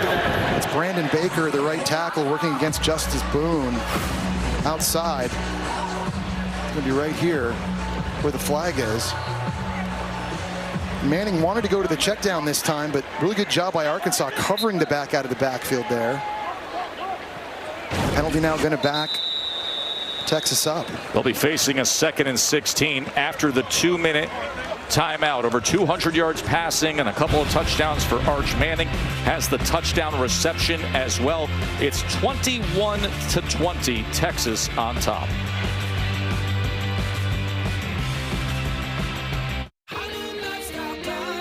Unlock. Now taxes is an open door to new TurboTax stores. Meet our experts. They do your taxes, so you can walk out with confidence. Now this is taxes. At Olive Garden, more is merrier. From a first course that never ends to festive new favorites piled high. It's everything you love about the holidays, just with Alfredo. Olive Garden. When you're here, you're family. The first Ram Fight song was a hit, so I'm back with a sequel. Bald Eagles, fireworks, F-16s, Ram loves college football and big freaking screens. Fight songs, footlongs, blackout rims, always bet on the team with Hemi and Jen. With best in class, base diesel torque, we can hot tub at the tailgate and eat more pork. Who asked for a sequel? Harry did. Nothing stops college football. Nothing stops Ram. I've talked about how improved Arch Manning is in the back half of the season, even as a receiver, Jesse. Yeah, dude, best Cooper Manning impression. His dad, who was an all-state receiver at Isidore Newman back in New Orleans, playing with his brother Peyton, and nice job by the 6'4" quarterback. Going up high and high-pointing the football. Of course, that's his first receiving touchdown of his career, and there's proud dad looking on. There is Cooper, but never forget it was Mom Ellen who was the all-district selection as a high jumper and a star in volleyball at Sacred Heart High School. Look at the time Arch has here. And the strike is incomplete as Mosley couldn't hang on to that effort. Mosley's a receiver that I think is primed for a breakout game. This one just over the outstretched arms on that deep crossing route. Now sets up 3rd in California. And interesting here, you know, if you're Arch Manning, you don't have to get it all back. If you can get about half of it back, you're sort of in that no man's land to potentially go for it again on 4th. Showing pressure off the edge is Arkansas. And with a man in his face, Arch Manning incomplete as Justice Boone was crashing the inside of that traffic there. Yeah, Justice Boone's a defensive end who in 3rd down situations lines up inside, and he's going up against big DJ Campbell. Just uses the bull rush, and he's able to affect Arch Manning. Finally, someone able to get home and disrupt the timing. After it, we had all the scoring. All of a sudden, our 2nd punt in a row. Nose down, looking to pin. And it checks up inside the 10. That's exactly why you do the nose down rotation. Let's go to the studio to Kevin. What's up, my man? That's Capital One halftime report. Minutes away. Booger McFarland, Kevin Nagani here. Texas A&M and Georgia roll. A historic first quarter by Notre Dame. Highlights of USC and Oregon right now. Let's check in. Vandy still in that playoff hunt, in the conversation, taking on Kentucky. Diego Pavia to Trey Richardson here, Boog. He's having an outstanding game. 18 for 22, 280-plus yards, 2 touchdowns. Diego Pavia leading the Commodores. Trey has 3 touchdowns, perfect for the name, and right now Vandy in complete control. Back to you, Tess. Of course, Kevin, it was Vanderbilt November 1st when they were top 10 when Tex defeated them. Wingo had a 75-yard touchdown on the first play of that game. Kevin Green from inside his own 5. That is dropped by Sharp. Man, these receivers for Arkansas have got to begin stepping up. In the passing game, it's been mostly Jaden Platt and Rohan Jones at tight end. But in a situation like this, 2-minute type deal with 2 timeouts, an opportunity to drive the ball, potentially score points, take the lead before going in at halftime. It's a big opportunity for this offense, but these receivers, you got to make the easy catches. By the way, the worst starting field position for Arkansas. They're at their own 11-yard line. We'll see how they manage things with just over a minute and a half until halftime. Mike Washington, good to see him back. He was hurt early in the second quarter and then came back into the game. He's over 100 yards on the day. Simmons with the tackle. Texas deciding not to take a timeout on defense. See, 101 yards for Washington. Texas defense came in only allowing one 100-yard rusher in a game this year. That was Ball at Florida. I got to say, Joe, I thought Texas would take a timeout and try to save as much clock as possible for Manning to get the ball back, maybe at midfield if they can get a stop. 2 timeouts remaining, 3rd and 7. Can the defense get a stop here? Green, as he drives the ball, and it's incomplete. So the clock stops with 57 seconds to go, as Platt was the intended target. McDonald had coverage. Yeah, but not taking that timeout, just bled a bunch of seconds off of that thing. And so, of course, now Arch Manning's going to get 2 timeouts in his back pocket, but I don't know if it was worth not burning one in that situation. Devin Bale has to really flip the field and keep the ball away from Niblett. Heels at the 1-yard line as they came after him again. And he does get it outside the numbers with 50 seconds to go until halftime. Monday Night Football has the Panthers at the 49ers. That's 8 o'clock Eastern on ESPN and the app. And coverage begins with NFL Live at 3 p.m. Eastern. And then the Monday Night Countdown crew is at 6 p.m. So a full day starting with NFL Live for Panthers and 49ers. And the Mannings will have things on ESPN2 with the Manning cast. And they are going to see where they mark this punt here, Jesse, as it sailed out of bounds.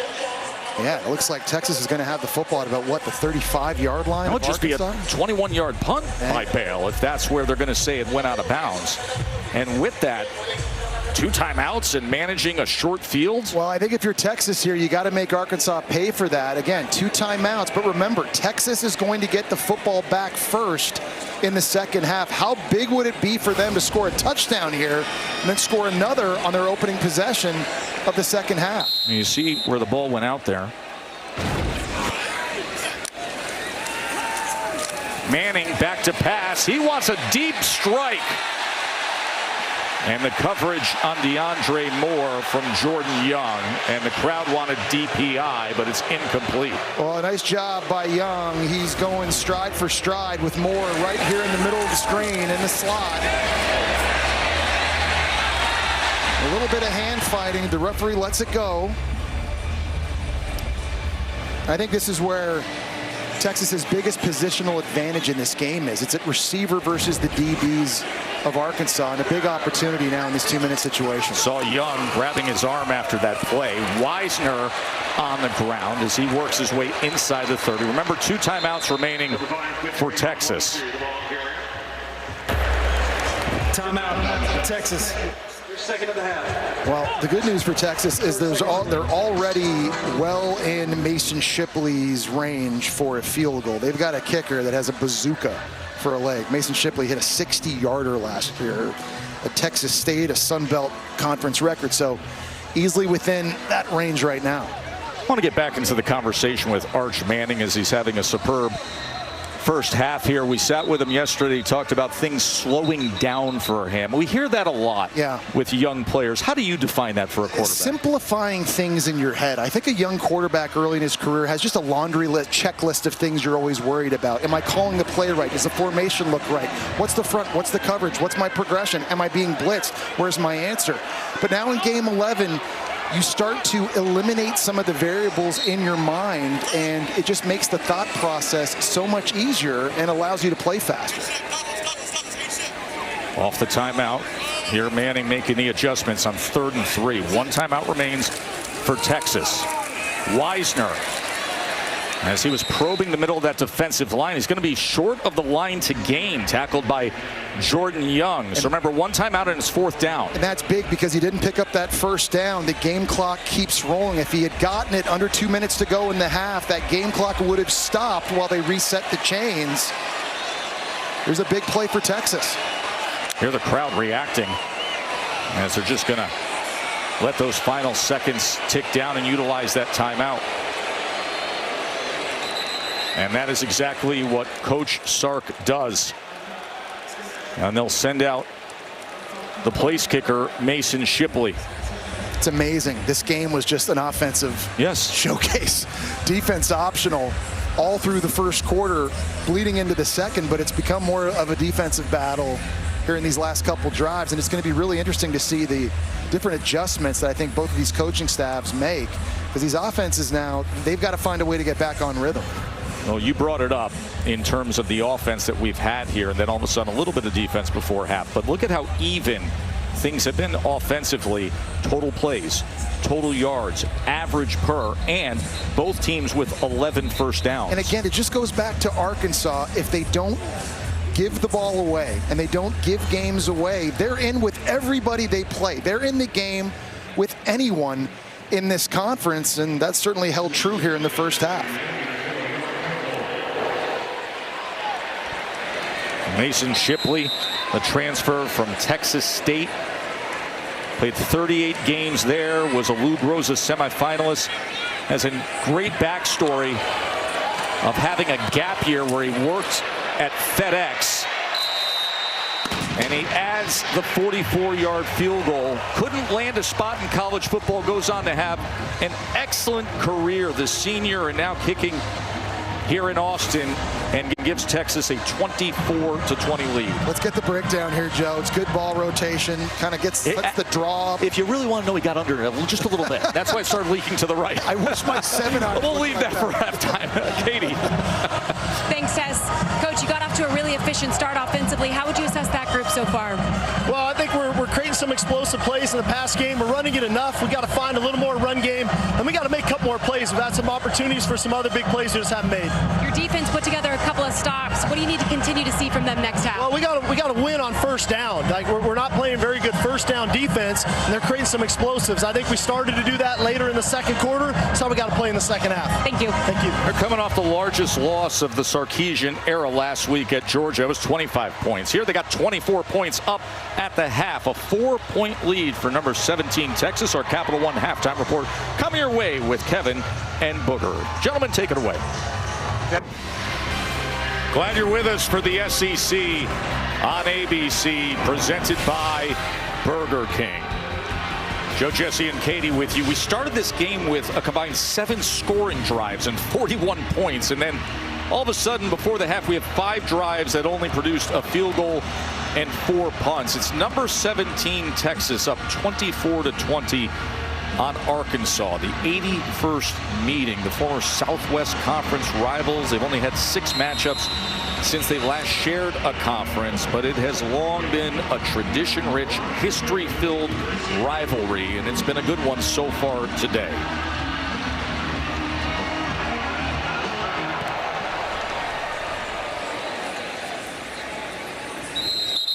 Good Hands Play is brought to you by Allstate. Arch Manning got off to a really good start. Started this game 7 for 7. It was quick throws early to Ryan Wingo here in the first play of the game. Here finding a soft spot in the zone. And then we stretched it out to some intermediate throws over the middle of the field to Mosley, and then finally some deep shots. We saw Arch hit 2 of these. Here a coverage bust by Arkansas. You mentioned it, Joe.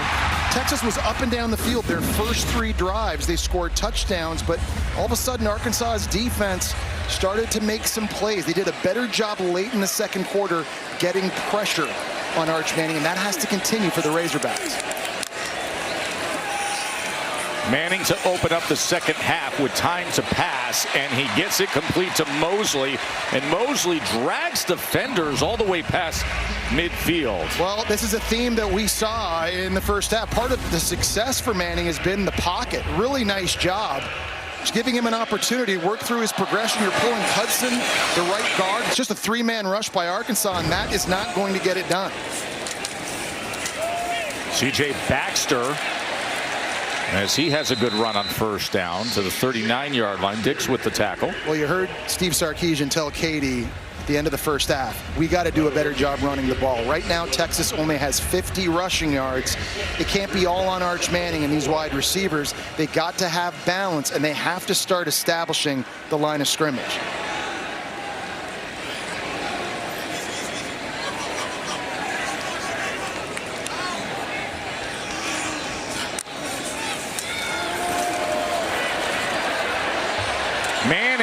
As he connects with Endres, who has it at 1st and goal, Texas. A big play from his dynamic tight end.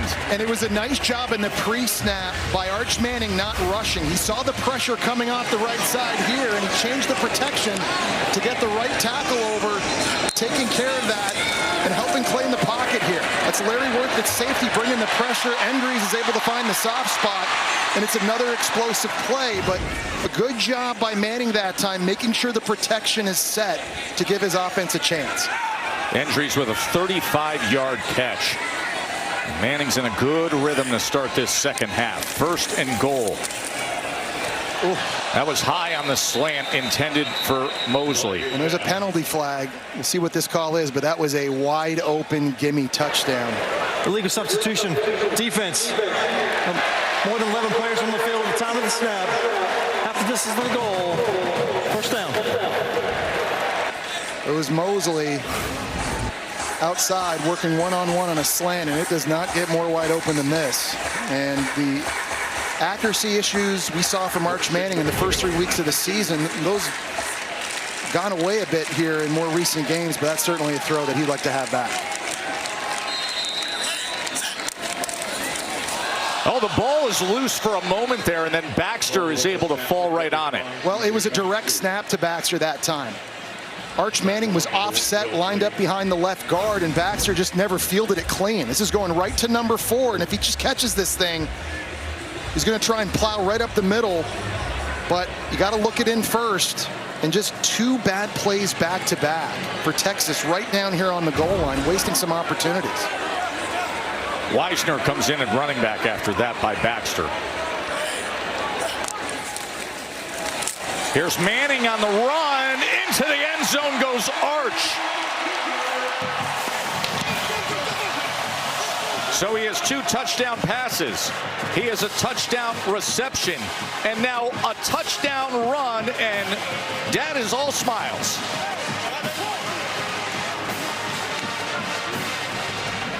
Well, it was the long completion to Endres that set Texas up in this field position. For him to run that in, 2 TD passes, a touchdown catch, and now a touchdown run. Not a bad day at the office for number 16.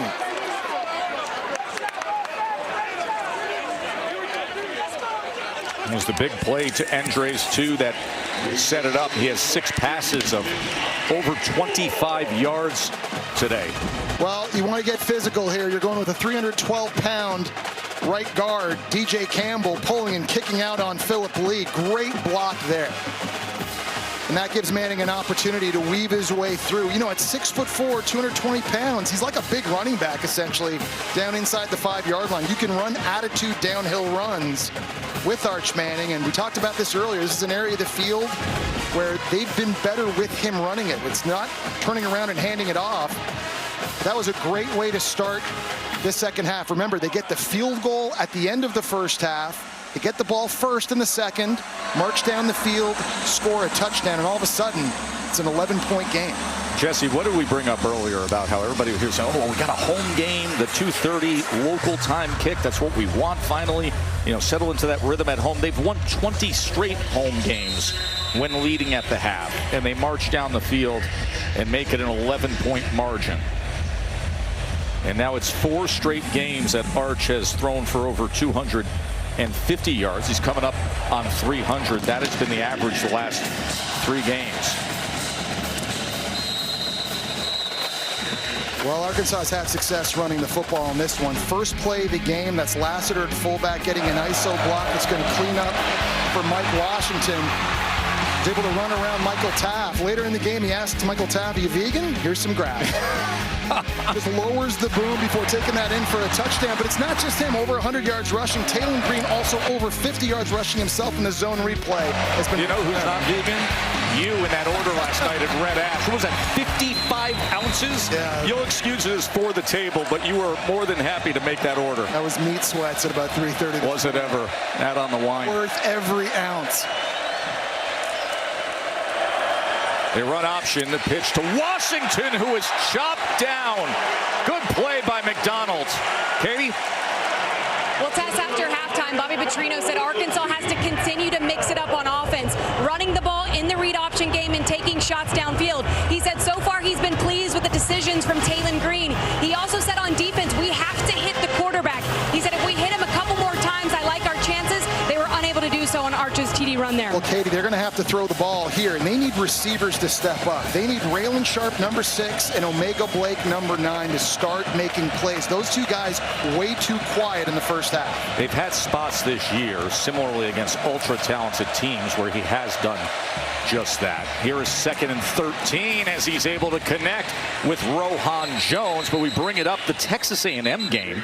Green threw 2 touchdowns in the 4th quarter to come back there. That was 45-42, the A&M. No, I mean, you've got guys on the outside that can win, and Omega Blake is a really good route runner, and he's a physical receiver at 6'2", and Raylan Sharp with his quickness and his ability to separate. These guys need their touches. It can't just all be Mike Washington and Talon Green on zone reads. The tight ends have made plays. Just saw one there by Rohan Jones, but where are the receivers? Jones goes for 14 yards, a first down Arkansas. Green, as he tries to go back to Rohan Jones that time. And that's a good decision that time by Talon Green. He wanted to throw that back over the middle of the field on an over route, and that's got him in trouble throwing a couple picks earlier this season. That time, very disciplined decision making by Talon Green. It's not there. I'm going back to my check down. That's Rohan Jones on the sideline, and we're picking up 8 yards. A little bit of a limp with Talon Green, so 8 yards from Jones. 2nd and 2. They've responded well all day long when Texas has gone up to increase their margin. Washington, great down the line defense from Colin Simmons as well as Malik Muhammad. Well, Colin Simmons is an outstanding pass rusher, but he does a really good job there holding the point outside. He's forcing this ball to now have to bounce outside where the speed of Texas can go and clean it up. You get a lot of credit for being good getting after the quarterback, but he's versatile. He can play against the run as well. This is a situation in the game. Colin Simmons now coming out.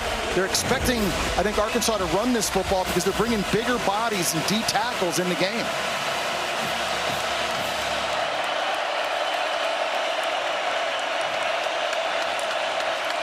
Third down. Green, what is he doing? It's an interception. It is McDonald on the return. Talon Green got caught up and just put it in right to Jelani McDonald. I think he was trying to throw this thing to Rohan Jones at the last second, but it was Ty Anthony Smith, one of our impact players, who got the hit, forced the ball to just pop up, and it's McDonald. So he's trying to get this to the tight end at the end of this play. This is just going to be a zone read right here. Ty Anthony Smith knocks it loose, and that's what Arkansas had been avoiding all game long. We've seen this script over and over again, giving games away in the second half with giveaways. 18 in the season coming into this one, most in the SEC, and that is a costly error by Talon Green. The first turnover of the game for either team, and it puts the ball on the 38-yard line. Short field for Arch Manning and the Longhorns.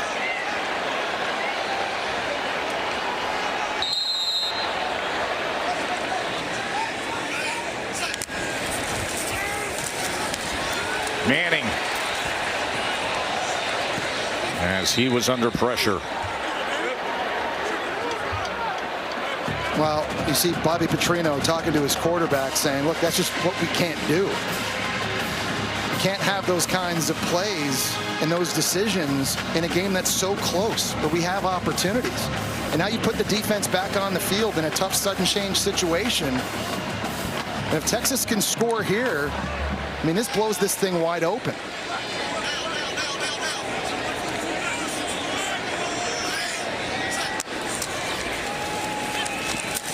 Wisner, as he goes straight ahead, makes his way down to the 32-yard line. Steven Dix with the tackle. This is one of those, I think, momentum-shifting moments for Texas here. They were so good the last 4 minutes of the first half, the first 4 minutes of the second half. Coaches always talk about that being critical. And now after a turnover, it's making the opponent pay. As Taylor Green looks like he's getting worked on over there. We saw him limping a little bit on that last drive, Joe.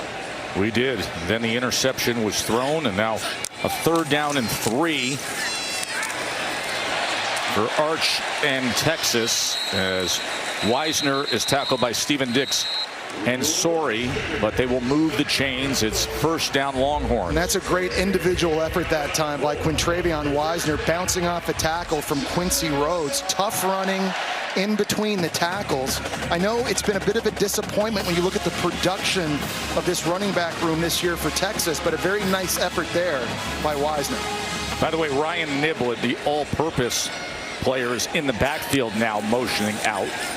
Looks his way for a moment, then goes downfield, and wide open is Wingo. Inside the 10, 1st and goal, Texas. Well, they're faking a swing pass out to Wisner, and it affects the entire second level of Arkansas's defense. The swing is here. They pump fake that. These guys all run downhill, and no one worries about this. It's a really good job of just setting this play up. We've seen the swing pass a little bit early in the game plan. It's the second time a pump fake has turned into an explosive play in the passing game for Arch Manning. 18-yard reception. Manning now on 1st and goal to the end zone, and it's incomplete, looking for Endres. There's just always so much eye candy and misdirection in Steve Sarkisian's offense. When you're got guys in motion and you're pulling offensive linemen and the routes, they're just trying to get the defense's eyes in the wrong place. And Steve Sarkisian's as good as anyone in the country at using misdirection on screen plays and on shot plays like you just saw to march down the field. You see right there, they use motion 57% of the time, the 5th highest rate in the country.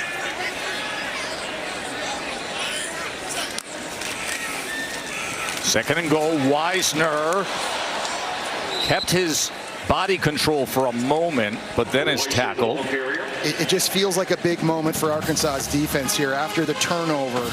If they can hold Texas to a field goal, it's still a 14-point game. They allow a touchdown now, and now you're worried about momentum in this crowd here in Austin and everything surging back on Texas's side. This is a huge moment for Arkansas's defense. Can they come up with the stop after the interception? 3rd and goal. Manning looking to extend the play, backed up to the 22, survives it. Arch Manning, touchdown! What a day he's having. DeAndre Moore again.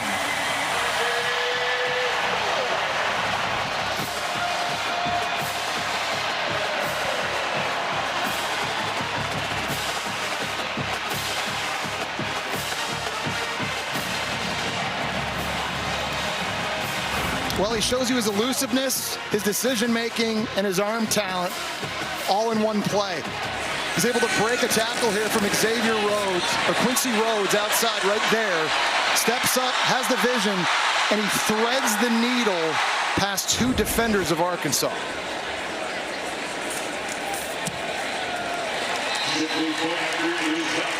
That box score is shining for Arch Manning today. He's over 300 yards again. He's been on a stretch in the back half of the season.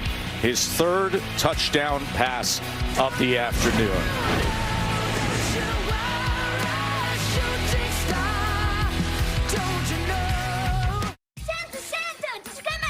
Oh, I'm not. Texas would go on to have another Arch Manning touchdown pass, and all of a sudden the tight game is now an 18-point margin. This game was 21-20.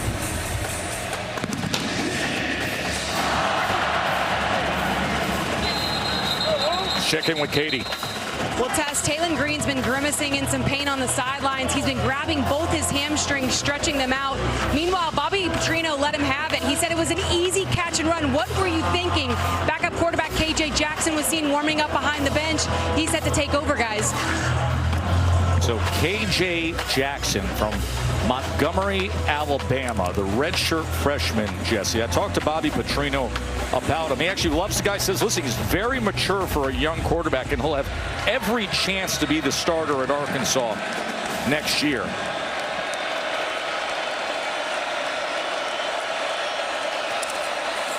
Jackson, it's incomplete, as it was intended for Sharp. Well, I've been impressed watching his film, particularly early in the year. He's a specimen at 6'4", 225 pounds. He's a lefty, and he's also very athletic. He can run all the same plays that Taylon Green can. And the big thing for Bobby Petrino now, down 18 here in the second half, you've got to find a way to get this quarterback into a rhythm quickly.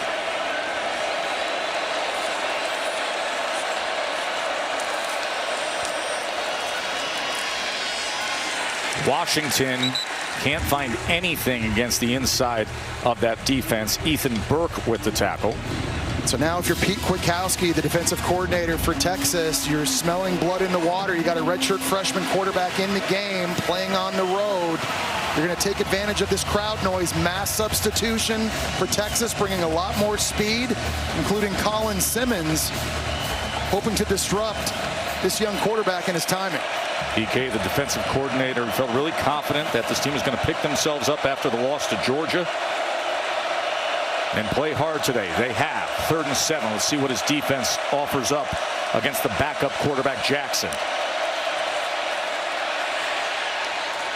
As he gets Washington out of the backfield, and Mike Washington striding his way beyond midfield, run down by McDonald. Well, a really good decision by Jackson that time, because he sees Michael Taft coming off the edge, and he knows right away he's got an opportunity to get rid of this thing quickly into the hands of Mike Washington. Taft's kind of rushing and then peeling back into coverage, but he's never going to be able to catch up with Washington. Good decision there on 3rd down by the redshirt freshman QB. And 26 yards on that 3rd down pitch and catch to Washington.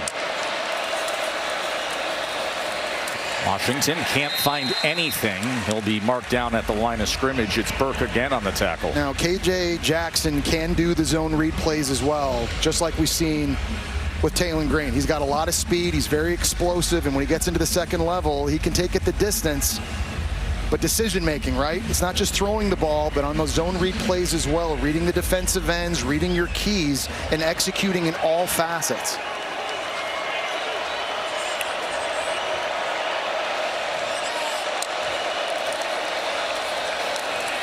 Washington again, and an entire front led by Alex January and Colin Simmons able to push back Mike Washington. Yeah, it just feels like Texas's defense now is playing with a different energy and confidence level than they were at the start of the game. And those big fellas inside, Alex January, 308, and Hero Canoe and Cole Brevard, they're starting to take this thing over a little bit, playing with great pad level at the point of attack, starting to make Arkansas feel a little bit one-dimensional.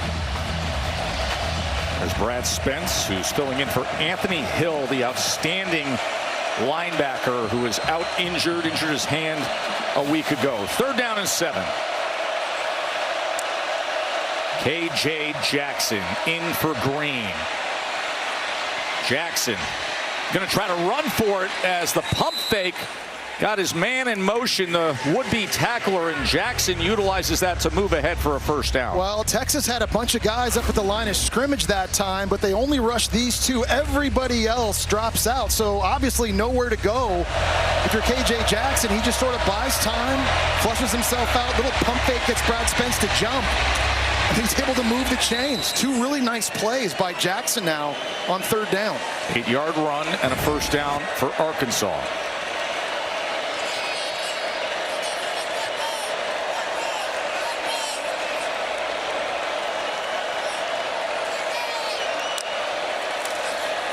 Short pitch to Cam Settles, and Settles is going to be tackled for a loss. He has some limited time this year, the true freshman running back. Well, no Anthony Hill Jr., and that's a big loss, but you got to be impressed with Trey Moore, a guy that can play at the line of scrimmage and can also play off the ball in the box. This time just doing a great job reading keys and meeting this football on the sweep. He sees the offensive lineman take a wide zone angle, and he triggers and meets the ball carrier in the backfield.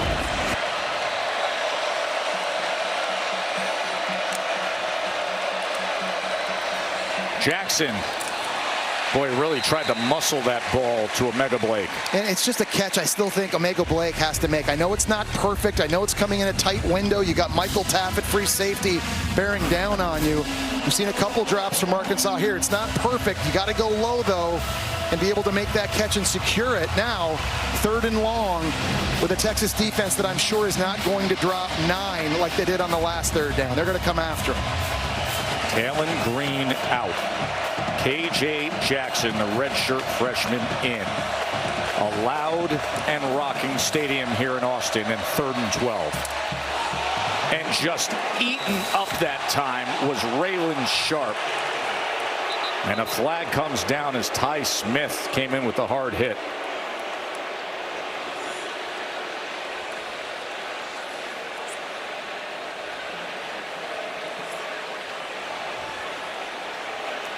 With that hit and that flag, it makes you wonder, is this targeting? Personal foul. Targeting. Defense. Number 26. That play is under video review. So we'll take a break while they review the targeting call on Ty Smith. Texas with a good-looking second half. Well, we'll see if Ty Smith stays in the game when we return. Targeting call was upheld, so Ty Smith is ejected from the game. Yeah, forcible contact to the head or neck area of a defenseless opponent gets upheld. And that's big. Here's why. Anthony Smith is now going to miss the first half of their next game against Texas A&M. If Anthony Hill doesn't come back from injury, they're going to be down 2 starting linebackers in that game against Texas A&M and Marcel Reed. Anthony Hill injured his hand against Georgia, misses today, their leading tackler. And now a first down after the targeting call. KJ Jackson to the end zone. And it's incomplete. He was looking for Jones. And it was Cade Phillips, the true freshman corner for Texas, in coverage that time, helping break that thing up. I thought KJ Jackson might just keep this thing and run out. Looks like to me it's going to be a touchdown, and he's just able to kind of fight and knock that thing loose. Cade Phillips, the 6th-ranked cornerback prospect coming out of high school. And he's a guy this coaching staff feels has a real bright future in Austin. Pete Kwiatkowski told us yesterday the moment isn't too big for him. He's going to get more and more reps in these last 2 games. The true freshman who has a bright future.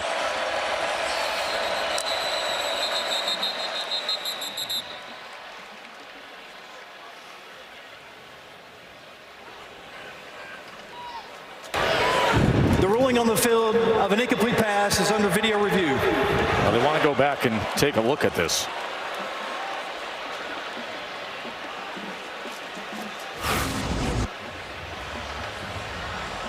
He never has full possession of it right there or there. He's pinning it against, looks like the arm. That's not even close. Cade Phillips. That's not even close. This should be the fastest review this year in the SEC. Aggressive pylon cam. Matt Austin, this looks pretty simple, doesn't it? Yeah, Joe, it really does. I'm not sure this was booth initiated originally. I think Coach Petrino may have been asking for it and saying he was going to call a timeout to challenge. In that case, the replay would go ahead and stop it on their own. So I don't know that for sure, but I just have a sneaking suspicion that that's how this review came about. I love when Matt Austin has sneaking suspicions. After video review, replay was looking at whether there are 11 players on the field for defense or not. There were 11 players. It's second down. No, so there you go. Yeah, your spidey senses, they were onto something, Matt Austin. Got to be impressed, though. KJ Jackson. Yes. This drive for Arkansas, right? Coming in a spot like this. Yep. He's been doing very well on third down, making some plays. And I think Bobby Petrino's doing a nice job, too, moving the pocket a little bit, changing the launch point for him, and giving him options to both throw and run the football. How big would that be for Arkansas if they could answer here, score a touchdown, and get some momentum back? And it would speak to the future of KJ Jackson as well. 2nd and 10. The redshirt freshman who's thrown into action. And it's incomplete as he was looking for Jaden Platt. Actually hit the referee with that football. And had he not, I think Leonga Lafau may have had an opportunity to intercept this thing. This was a very small window over the middle of the field. And that actually was broken up by a referee. Watch this. He's ducking and getting out of dodge. This is a laser beam. Just goes off his shoulder. Whew.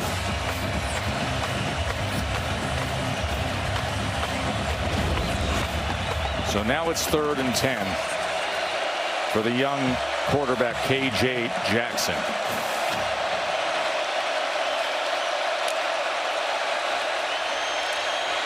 They drop 8. Pocket collapsing as he went with the shallow cross to Shanks. And it'll be 4th down. Yeah, nice job by Trey Moore spying KJ Jackson. Michael Taft, he reads that underneath shallow cross, coming out in front and able to help knock that free.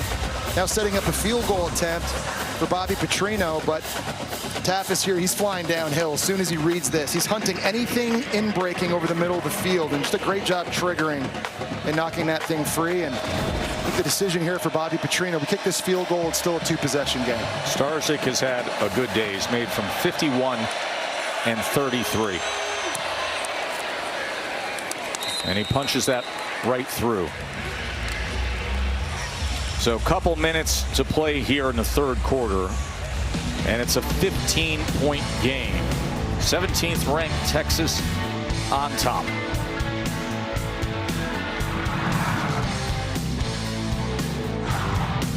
Raising up the day for Arch Manning. He's the first SEC player with a pass rush and receiving touchdown in a game since 2014. Jesse, we put forth the question of who was the last one to do it. You go back to 2014. Marcus Mariota? 2014 SEC. Okay. SEC player.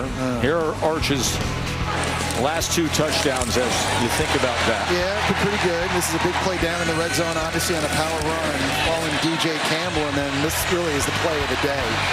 Getting rid of Rhodes, keeping your focus downfield in a laser beam over the middle. That's the Spider-Man meme. Yeah. Wait, you. To DeAndre Moore, pretty good. Putting all of his talents on display today. 304 yards, 3 touchdowns. Touchdown run, touchdown catch for Arch. Here's Wingo quickly into space as he's out to the 30-yard line. Julian Neal with the tackle. So the Aflac trivia question saying Arch's big day. If the passing touchdowns, the rushing touchdowns, the receiving touchdown, you got to go back to 2014 for the last SEC player to do that. Farrell Cooper at South Carolina is the answer. How about that? Right off the top of my head. We called some of his games that year. I did, yeah. You and Brent were coming. I've had a lot happen in my life since that day. Just a little. Yeah. So was Brent. Offside. Defense. Number 14. Enter the neutral zone, causing an offensive player to react. It's a 5-yard penalty. Results in 1st down. Yeah, it's funny. For a moment there at the beginning of this half, it just kind of felt like this game was getting out of hand. But after KJ Jackson comes in, leads them down in a field goal, if their defense can get the football back, and get down the field and score a touchdown here. We got a one-possession game. Arkansas still very much in this. So Talon Green on the sideline as Arch wants more, and he's able to get it as he goes downfield and connects with Parker Livingston. Parker Livingston just ran right by Kenai Walker in the secondary for Arkansas. There's no double move, there's no pump fake. He just ran right by him.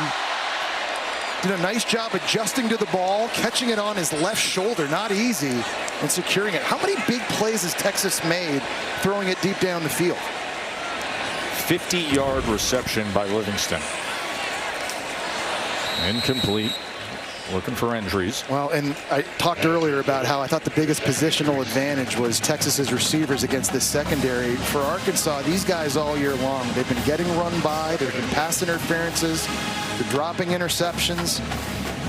And in games late, even when they've been leading, when teams have to throw to get back in it, these guys in the back end, they just have not been able to come up with the big plays needed to ice wins. And I think as you look ahead to next season for Arkansas, whoever the head coach is, they've got to improve on the back end defensively. We're actually going to get an update from Pete Thamel, the college football insider, as to the future of Arkansas and the coaching search. Pete's going to offer that up here in this broadcast. False start. Offense. Right guard. 5-yard penalty. Still first down. Excuse me, second down. Big passes downfield for Arch Manning. He did it again moments ago with the 50-yarder to Livingston.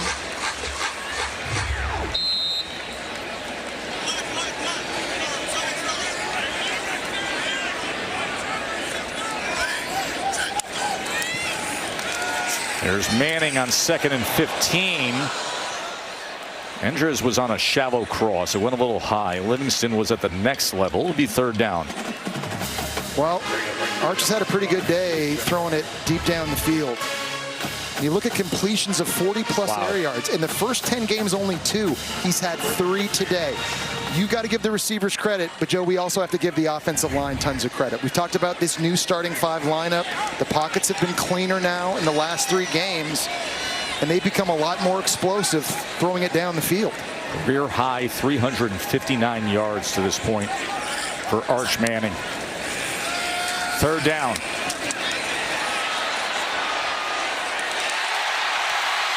DeAndre Moore, touchdown, Texas.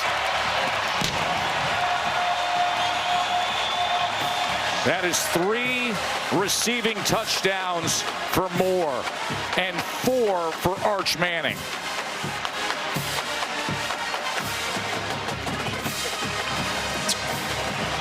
I think this is another bit of a coverage bust, this time by Shakur Smalls.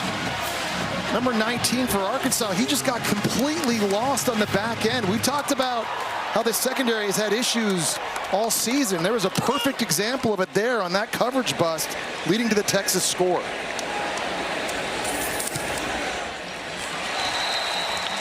Only took 1:28 for Manning to come down the field in 5 plays. So here's Shakur Smalls, and he's just going to hang out.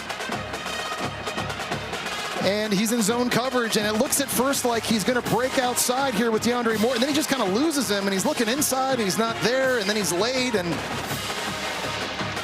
it ends up being a touchdown for Texas. Once again, coverage busts, guys getting run by. Shows up and hurts Arkansas's defense, and DeAndre Moore now counting the touchdowns. It's been a pretty good day for number 0 in Texas. He has 3. Arch Manning has a half dozen.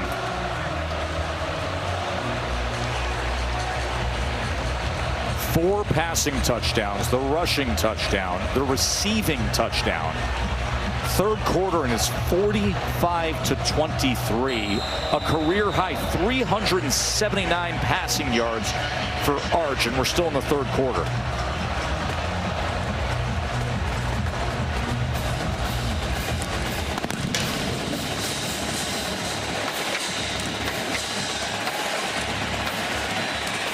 And Shanks on the return, and a flag is down. 2 flags are down on that return.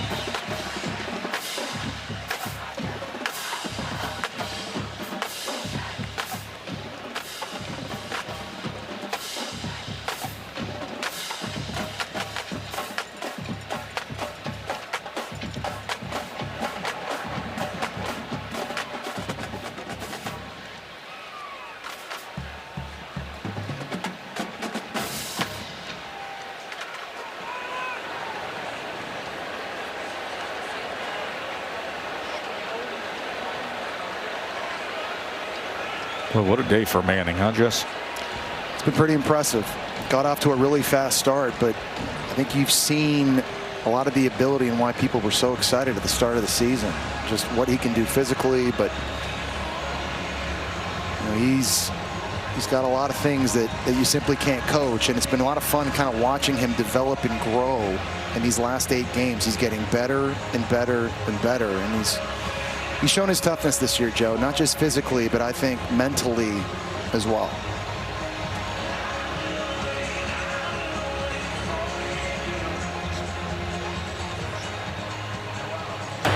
Here in the return, holding, return team, number 25. It's half the distance to the goal. It's a first down.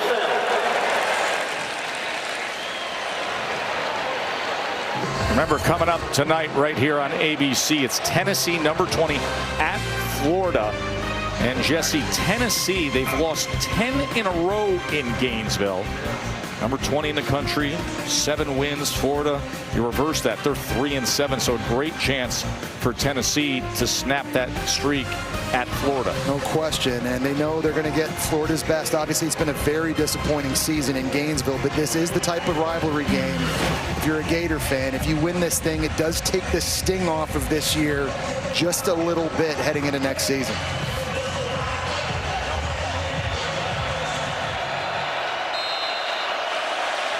KJ Jackson remains at quarterback for Arkansas. Talon Green, who leads the SEC in total offense, knocked out of the game. C.J. Brown with the reception as he is driven back. That was Kobe Black with the tackle for Texas. Well, at 22 points now, you've got to be pretty much thrown at almost every play, I think, if you're Arkansas. And I think Texas is very aware of that in these situations. These DBs are going to be squatting on routes, and they're going to be looking to see the ball thrown to see if they can jump something.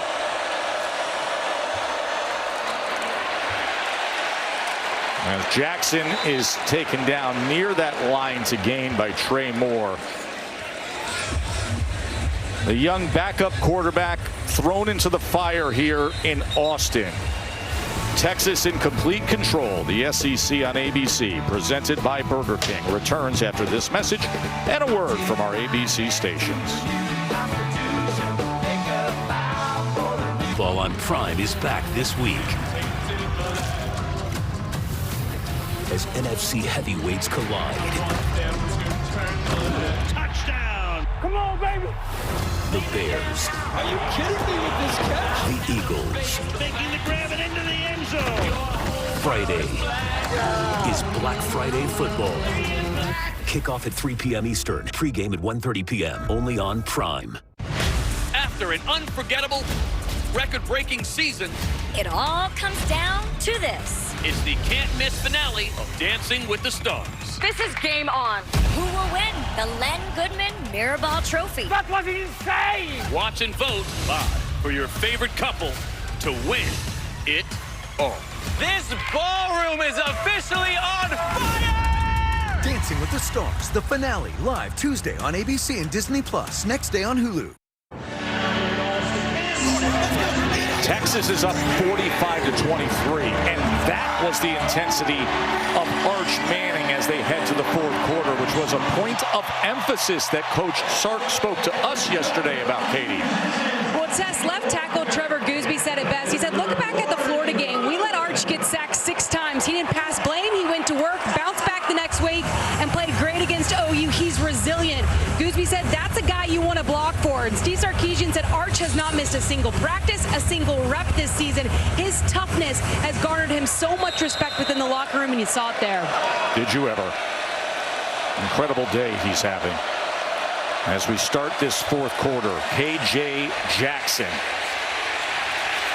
being chased as he throws it just as he was being taken down by Trey Moore. Well, you love seeing that moment from Arch Manning from a leadership standpoint. And Joe, I think sometimes as a young quarterback, you don't feel comfortable speaking up and speaking out. And I think you feel like you need to earn the right. And oftentimes the only way to do that is by having success on the field. Today, easily the best game of Arch Manning's career here at Texas. And he's growing into that leadership role. And you're seeing it happen before your eyes. The way he's played now in the second half of the season, taking those steps. And that's really good news for Texas at the end of this season, but certainly also projecting ahead into next year.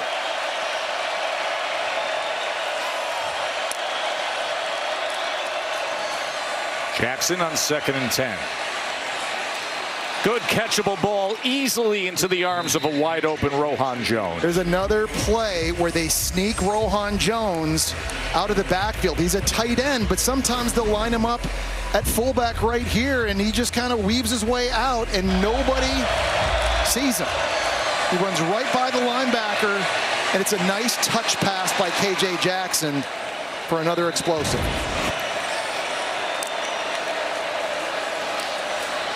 Out of the backfield is Washington as he crosses midfield. So extended time for KJ Jackson, and obviously just him. And you went through this level of progression. When you first get into a big game, you first get all those extended reps. It's important for a young quarterback. Absolutely, and every rep counts. And I think that last play you just saw, the quick check down there to Mike Washington, that's good. These are all things that KJ Jackson can build on. He may be the future of Arkansas's offense moving forward. And so to get these opportunities in games like this against this competition, no question that's massive. As Talon Green looks on, left the game banged up. Mike Washington goes ahead to move the chains. A first down for Arkansas.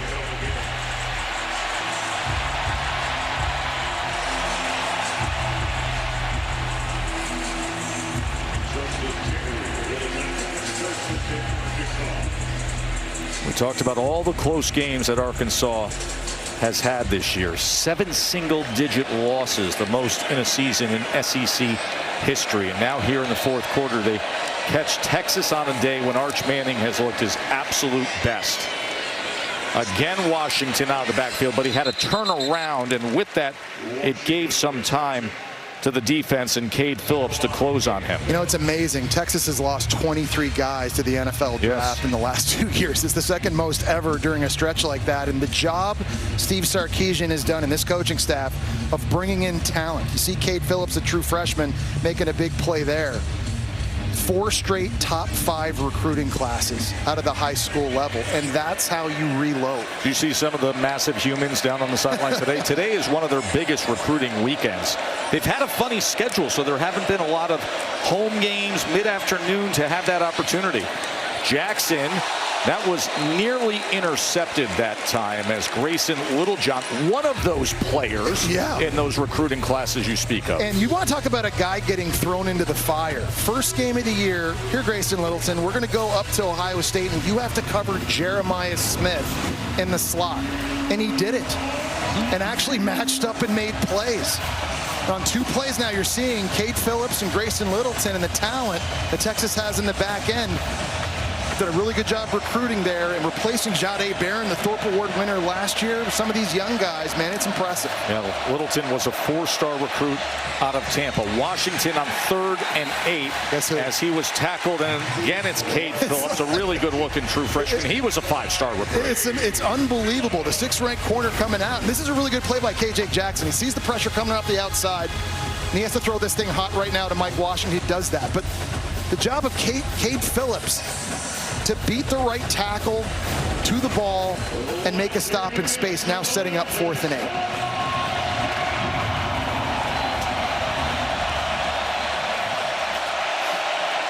They're 53% on the season on 4th down. This is a 4th and 8. Jackson pressured. Simmons strip sack. And would you look at what the Longhorns are doing here with LaFau bringing it all the way back.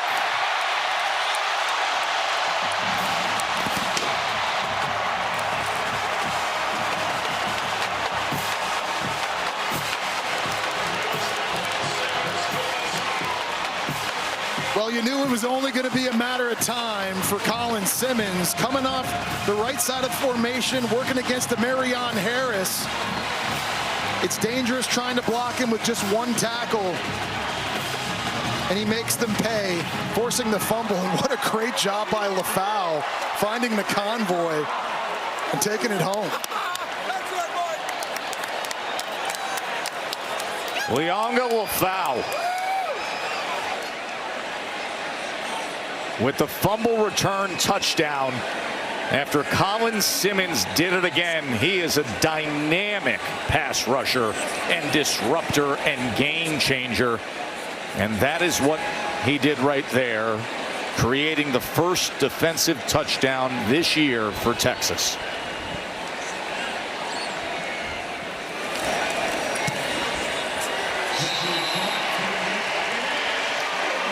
Well, Colin Simmons comes off the right side of the formation, and just Marion Harris, who gave up 2 sacks to him a year ago, just can't hang on.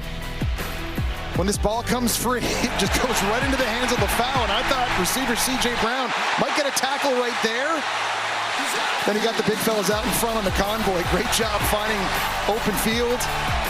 And he takes it in, and Pete Kwiatkowski, the D coordinator, he loves it. Does he ever? 52-23.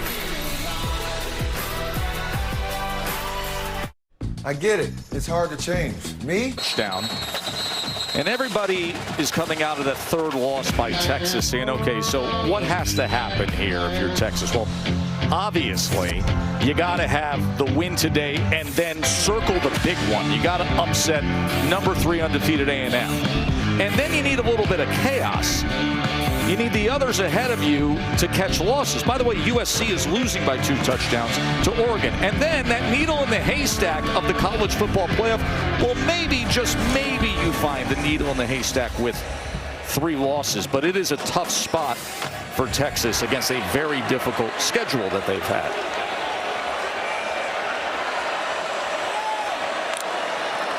Utah losing to Kansas State as well. We saw Utah's logo fly by there. Listen, there's always chaos in November. It's college football, and so crazy stuff can happen. You needed USC to go down today for sure. It would help if BYU lost to Cincinnati. You absolutely need Georgia to beat Georgia Tech next week. If Georgia Tech wins tonight and wins next week, they're going to get in. It would help if Alabama lost in the Iron Bowl. It would certainly help you if Ole Miss lost the Egg Bowl. All that can happen. But it doesn't matter if Texas doesn't take care of business next week against the number 3 team in the country at home in Texas A&M. Cam Settles is a true freshman running back for Arkansas. Well, you mentioned some of these teams that are at that threshold of making the 12-team college football playoff. Here's a comparison for you. Well, and the committee has always looked at the loss column, obviously, and the 3 is certainly hurting Texas. But you know, you got to look at those losses. The Ohio State was a good loss by 7 points on the road. Georgia, not as good, losing by 25. The loss against Florida was a bad one. And those are all conversations that they're having inside the committee. But look at the Texas schedule.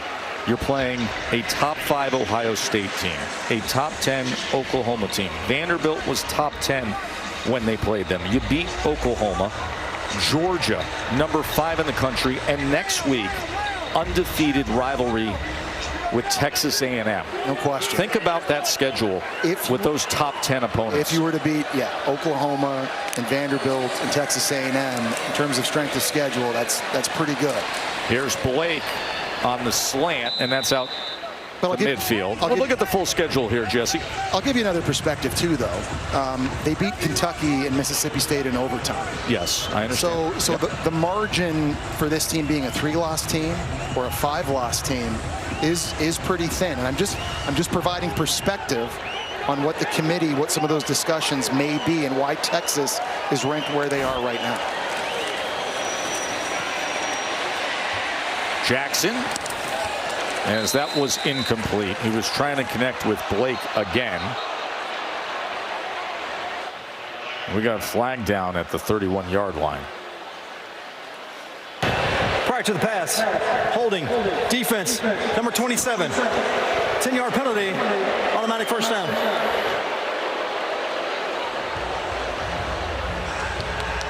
That is Wardell Mack. for the Longhorns. It's interesting when you think about next week's matchup here against Texas A&M and how Texas sizes up. I think it's really interesting. I think that game is going to come down to the trenches. If Texas can be physical in the trenches, I think they've got a real shot to win that game. Everybody's going to be analyzing that game all next week against A&M, who has elite talent, as to, I mean, both those schools, the way they've recruited and acquired talent. You're talking about elite talent at every level. Especially at Texas A&M. I think they have the best offensive line in the SEC. Agreed. And so if this Texas D-line with Colin Simmons, these big D tackles, getting Anthony Hill back is absolutely imperative for them to not just stop the run, but also blitz and get after Marcel Reed. It's going to be a great challenge, I think, for A&M's O-line here on the road. And remember, in that game next week, as the first down pass, Settles cannot control it. Ty Smith will not be available because he was ejected for targeting in this second half. Yeah, and he's been a big-time playmaker for them these past couple weeks. A little bit undersized at 6'1", 216 pounds, but Joe, he flies around with speed. Got a sack last week against Georgia, and he can hit people.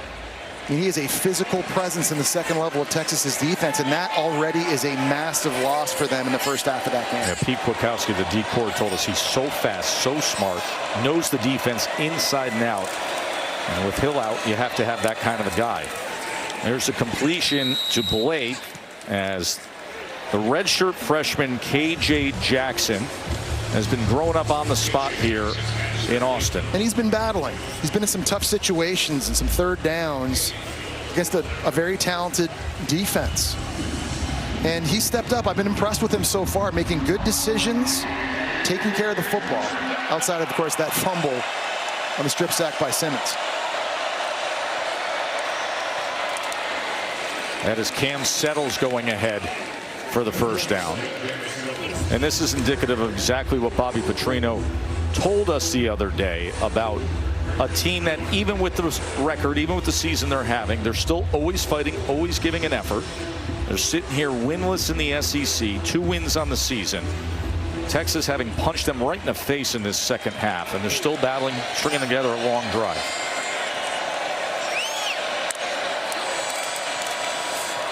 To the end zone. Incomplete, no flag. C.J. Brown, the intended target. Cade Phillips had coverage. I mean, Cade Phillips here in this quarter alone is making tons of plays. He is. A little bit of hand fighting going on. The key, though, is he turns his head to locate the football. And generally, when you do that, referees will keep the flag in the pocket. Top 4 cornerback nationally, the 5-star out of Missouri City, Texas. A true freshman.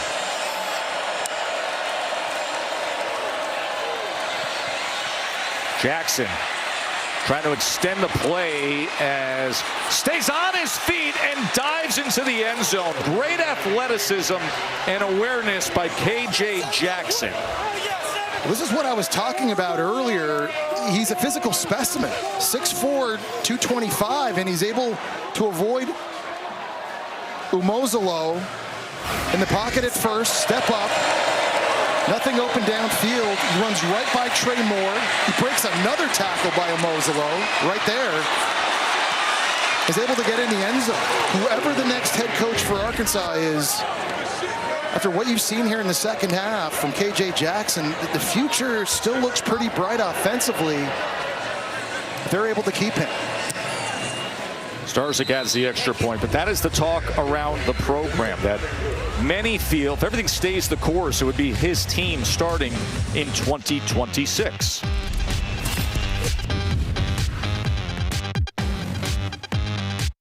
The Burger King Double Cheeseburger. A quarter pound of beef patties flame grilled with 2 slices of melty cheese. It's love at first bite. We're not sure who invented the double cheeseburger, but it sure tastes like we did. You rule.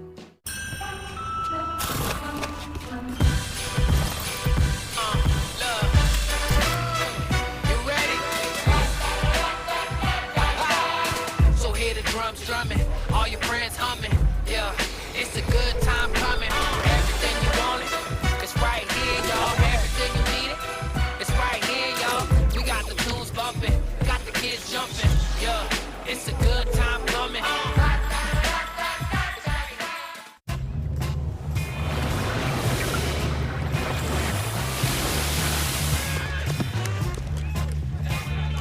A superior smooth taste worth playing for. Michelob Ultra, superior light beer. Or experience something unexpected. With IHG's 20 hotel brands, you can guest how you guessed. SEC on ABC College Football is presented by Burger King. You rule. Would you look at him then? We got Tennessee and Florida coming up, but 2000 when they played. A 91-yard drive by Jesse Palmer that was capped with this. Javar Gaffney, the 3-yard touchdown pass with 14 seconds to go. Take a look at the line, Judge. Obviously a touchdown. Obviously.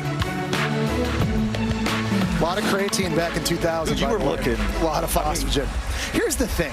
People get all mad about that play. Was it a touchdown? Was it not? But here's what you don't understand. I threw a touchdown pass 2 plays before that to Riche Caldwell. He lined up offside, so we rolled it again. Even if that had been incomplete, Joe, I would have just thrown another one a play later.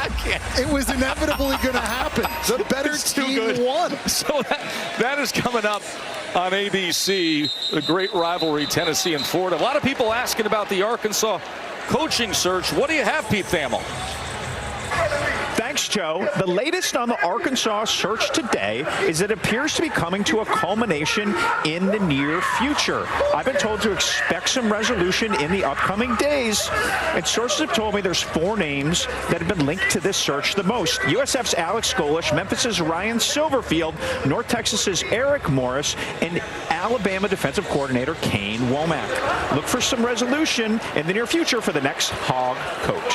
Thank you very much, Pete. So that could be right around the corner as Bobby Petrino took over for Sam Pittman. Sam Pittman was let go on September 28th. One of the real great guys in the game, Sam Pittman. And that is the latest from Pete, as Arch Manning still in there here in the 4th quarter, as Wisner on the carry. Let's go through some of those names there that Pete is putting forth. Alex Golish has been an excellent head coach. Ryan Silverfield, who's not that far away at Memphis, you know the success he has had. Kane Womack, Eric Morris. It's a good group of candidates. Kane Womack played at Arkansas. Remember back in the day for Gus Malzahn. Here's the thing. Whoever it is, you've got to attack NIL, and you have to be willing to be aggressive. When you think about the potential at a place like Arkansas, 3 families, J.B. Hunt, the Tysons, and the Walmarts. That's a whole lot of cash. If they buy in, Arkansas could be Texas Tech in 1 year. You could buy whatever you want. Yeah, Northwest Arkansas has some titans there, as that's a good hard run as Trey Wisner takes it ahead. We're under 7 minutes to play of what has just been a dominating second half by Texas. And I know Texas is up now 22 points, but Steve Sarkisian's challenging his offense here to run the football and ice this game, something they have not been able to do consistently well all season long. And Joe, to me, that's a huge key for them against Texas A&M, because you and Katie have seen a lot of their games this year in person. The 3rd down package that Texas A&M has and their blitz deal, you do not want to be living in that next week. If you're Arch Manning, you've got to be able to run the football in that game. There's Wisner again. They're doing a good job in this 4th quarter. By the way, we mentioned the Arkansas coaching search, but Steve Sarkisian had to actually address his future this week. He was so bothered by this, the report that he had interest in an NFL job, and then our colleague Desmond Howard spoke about Sark and Texas potentially mutually parting ways. So on Wednesday's SEC coaches teleconference, Sark opened things up. He said, listen, I got to comment on this, and it's been bothering me. People reporting, insinuating there's a possibility I could leave Texas. That's absolutely false and untrue. He says, I'm not going anywhere. So give his team credit, too, after getting beat by 25 against Georgia, to be able to turn the page and not let that be a distraction and show up here today playing really well. Good play by Sori in the backfield, as he was first to get to Wisner. Well, it's important for Texas to have this kind of game, and for Arch Manning to have this kind of game. building confidence, because it really comes down to next week. All those scenarios we just showed everybody about, can they get in the playoff, what has to happen, what are the records, what's the strength of schedule, it's all a moot point if you don't beat Texas A&M next week. So I think having this result today, I think, is really big for Texas heading into that game. This is Mosley as they set up the screen, and he will have a first down. Our college football playoff rankings are brought to you by Verbo. And we see this thing change over and over and over. Oregon right now up on USC. Oklahoma getting the big win against Missouri. How about this, by the way, right here? You, Katie, and I just saw Notre Dame in person last week, 70-7. I know Jeremiah loved you. That's a guy that you think could be the Heisman Trophy winner this year. I think he's the best player in college football overall. His box score today is utterly ridiculous. 170 yards, 3 touchdowns, I believe on 8 carries.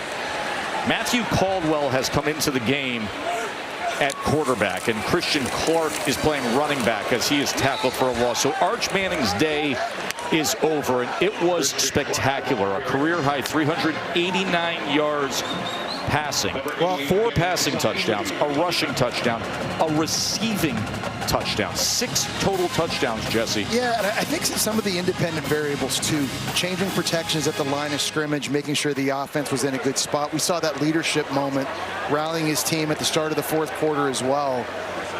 I mean, everything went about as well as it could for him. And again, this defense he's about to see next week, the blitz packages they have on 3rd down, it's like NFL stuff. It was important that he had a good one today to get ready for that. Here's Christian Clark as a flag is down.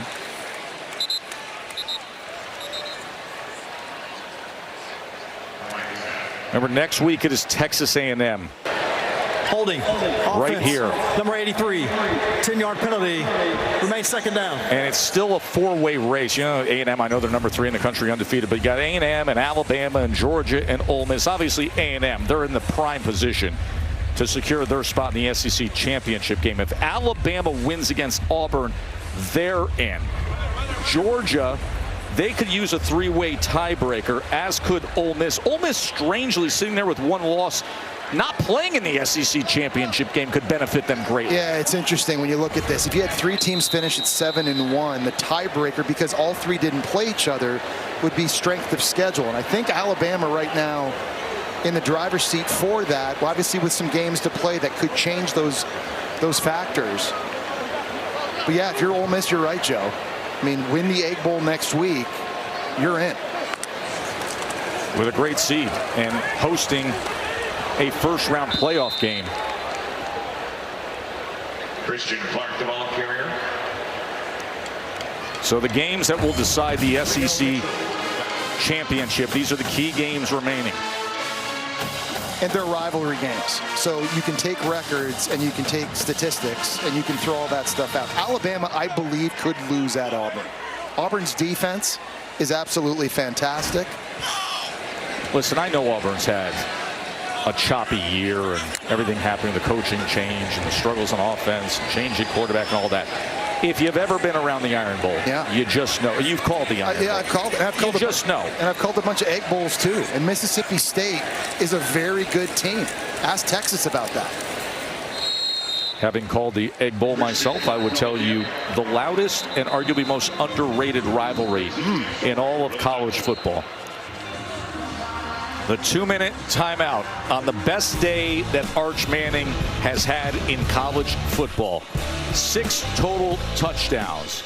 We'll take it home from there after this short break.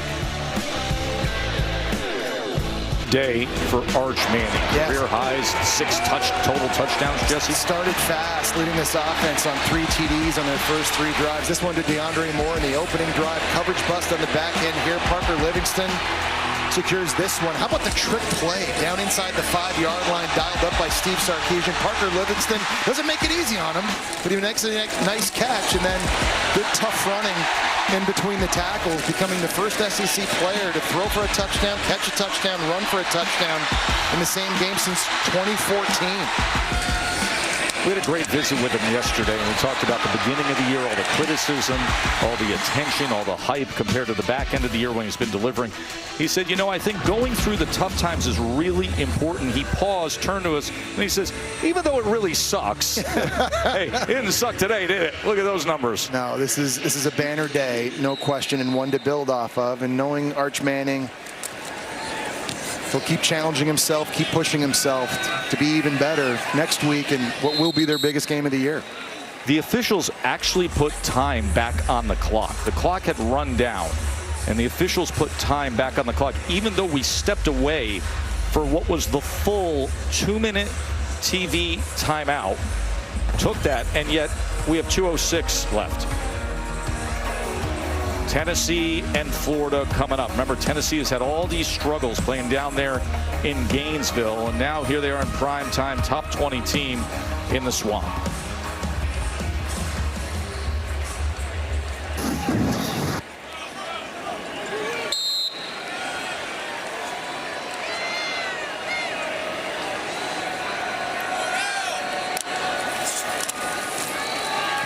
A.J. Jackson from his own end zone, as it's incomplete, looking for Platt.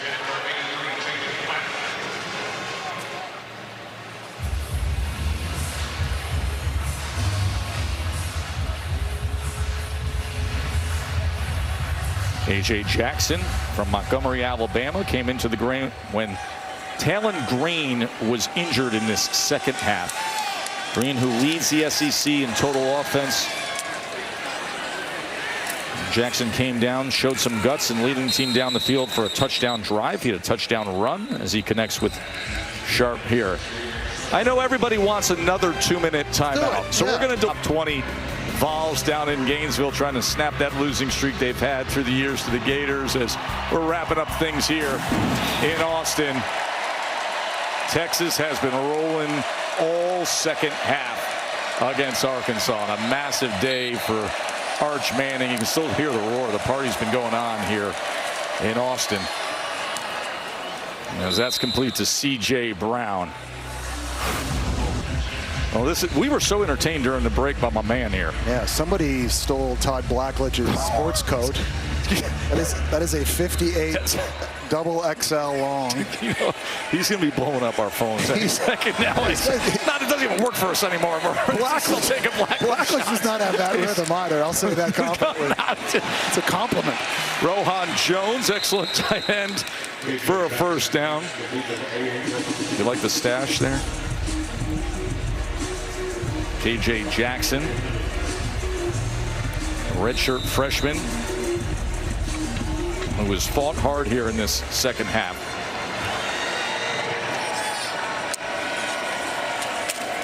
But Texas has had everything their way. Defensive touchdown, Arch's magnificent career day. And flag is down. K.J. Jackson wants every one of these last. Offense, number 55. 10-yard penalty. It's still first down. Minute 16 before we get you to Tennessee at Florida. Well, learned a lot about Arch Manning, I think, this season. I think coming into the year, you kind of knew he was big and he could throw and he could run. But I think what we've learned about him is he's pretty tough. Yes. Physically tough. When you watch the games against Florida and Mississippi State, he's getting blitzed. He's getting lit up. He hangs in there and makes big-time throws, but I think he's also pretty mentally tough. I don't think there was another quarterback more under the microscope than Arch Manning was at the start of the year. And yeah, he struggled the first 3 games, but just kept going back to work, kept improving. And today obviously has the best game of his young career. Glad you're focusing in on that word toughness, because that is accurate. And that was something that was brought up yesterday from Coach Sark to us. He said this guy is tough, and that is what has earned the respect of his teammates. And Katie had the report earlier where she noted that Arch hasn't missed a rep, hasn't missed a practice this season. Well, I don't know how many times he hit the ground today. I mean, you have to give his offensive line a ton of credit. I mean, they were fantastic in pass pro. Certainly quarterback's job a lot easier when you've got clean pockets. The big question, can they do that next week against A&M? And with that, he was able to take some deep shots. And he was able to hit on them right away. DeAndre Moore had a huge day. He had the 46-yard touchdown that started the scoring. Parker Livingston had the 54-yard touchdown. So the numbers everywhere you looked for Texas, as there is Parker also had the touchdown pass to Arch. Colin Simmons, it was only a matter of time. Had the big strip sack, fumble. Leonga Lafau scooped it up and scored. Playmakers making big plays in big games. As Sharp has a good play. And listen, we mentioned it earlier that Arkansas is fighting right through the finish line of the season. We have seen so many times, as you see Coach Petrino there, where things start going against a program, a team. You get bad breaks, you get fourth quarter turnovers. You're sitting there at 0-6, and it just unravels and it gives way. That has not been the case with the effort from Arkansas. And by the way, KJ Jackson has thrown for 200 yards. Stepped into the game, second half. He literally just stepped into the game, and he's been making a lot of plays. There was that great run we just saw recently on the touchdown. There's no quit in this team, that's for sure. They keep fighting, and KJ Jackson really a microcosm of that. He is representative of exactly what Coach Petrino said is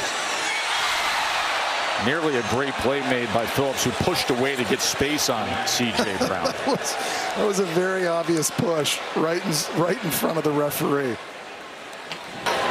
Pass interference, defense, number 11, 15-yard penalty, automatic first down.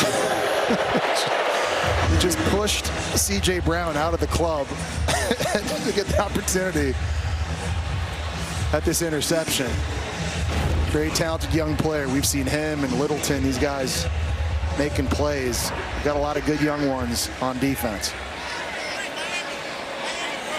All these top 5 recruiting classes that he has strung together, and then you see it hit the field.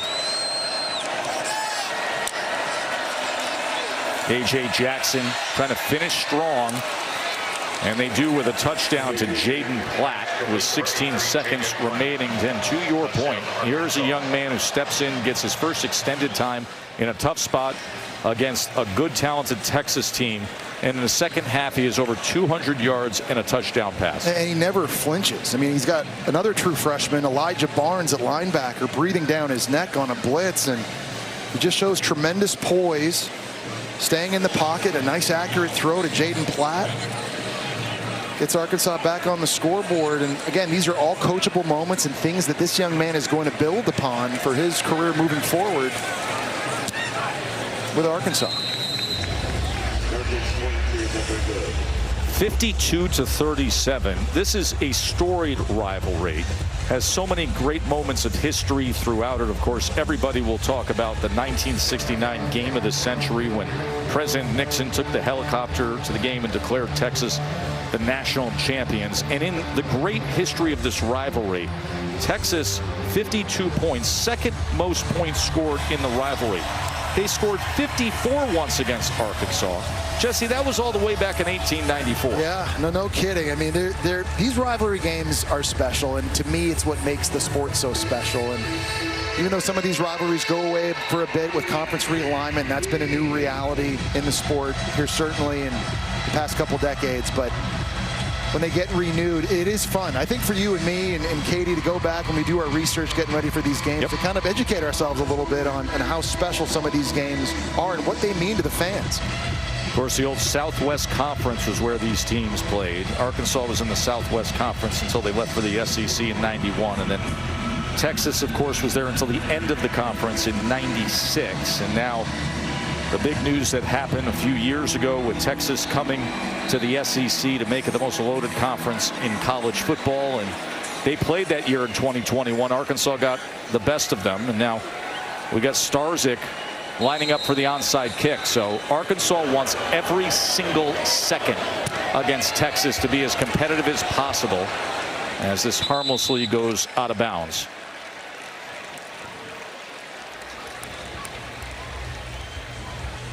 We'll hear from Coach Sark at the conclusion here. Out of bounds, kicking team. 5-yard penalty from the spot where the ball went out of bounds. First down. Thought he was very honest in detailing what it's like when you come off of that kind of a game against Georgia, where you're sitting there only down 4 entering the fourth quarter, and then it gets sideways on the scoreboard of how it takes a few days to get back. But he said to us, this team was locked in midweek here for this one. No hangover, and it'll be fun. This is kind of the opposite now moving forward, right? You got a nice win against Arkansas. You enjoy this one tonight. You got to come back to work early next week, though, ready to lock in to face what right now is the number 3 team in the nation in Texas A&M. 52-37 on the best day that Arch Manning has had in his college football career. 6 total touchdowns for Arch.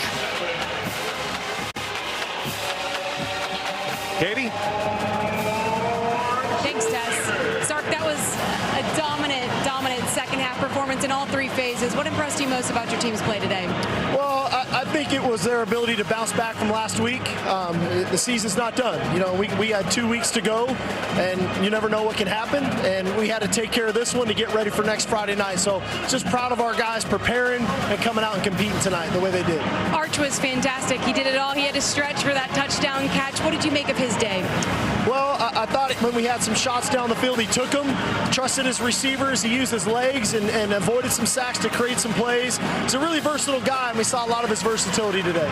What will you tell your team tonight, tomorrow, this week in terms of what's at stake next Friday? Let's just control what we can control. It's great to be part of a rivalry game. Thanksgiving weekend, Friday night, all eyes will be on us. We got to go compete. Best of luck. Congratulations. Thank you. Bring on the Aggies. Texas has now won 20 straight home games against unranked opponents, and Arkansas has now lost 9 in a row, their longest single-season losing streak in school history.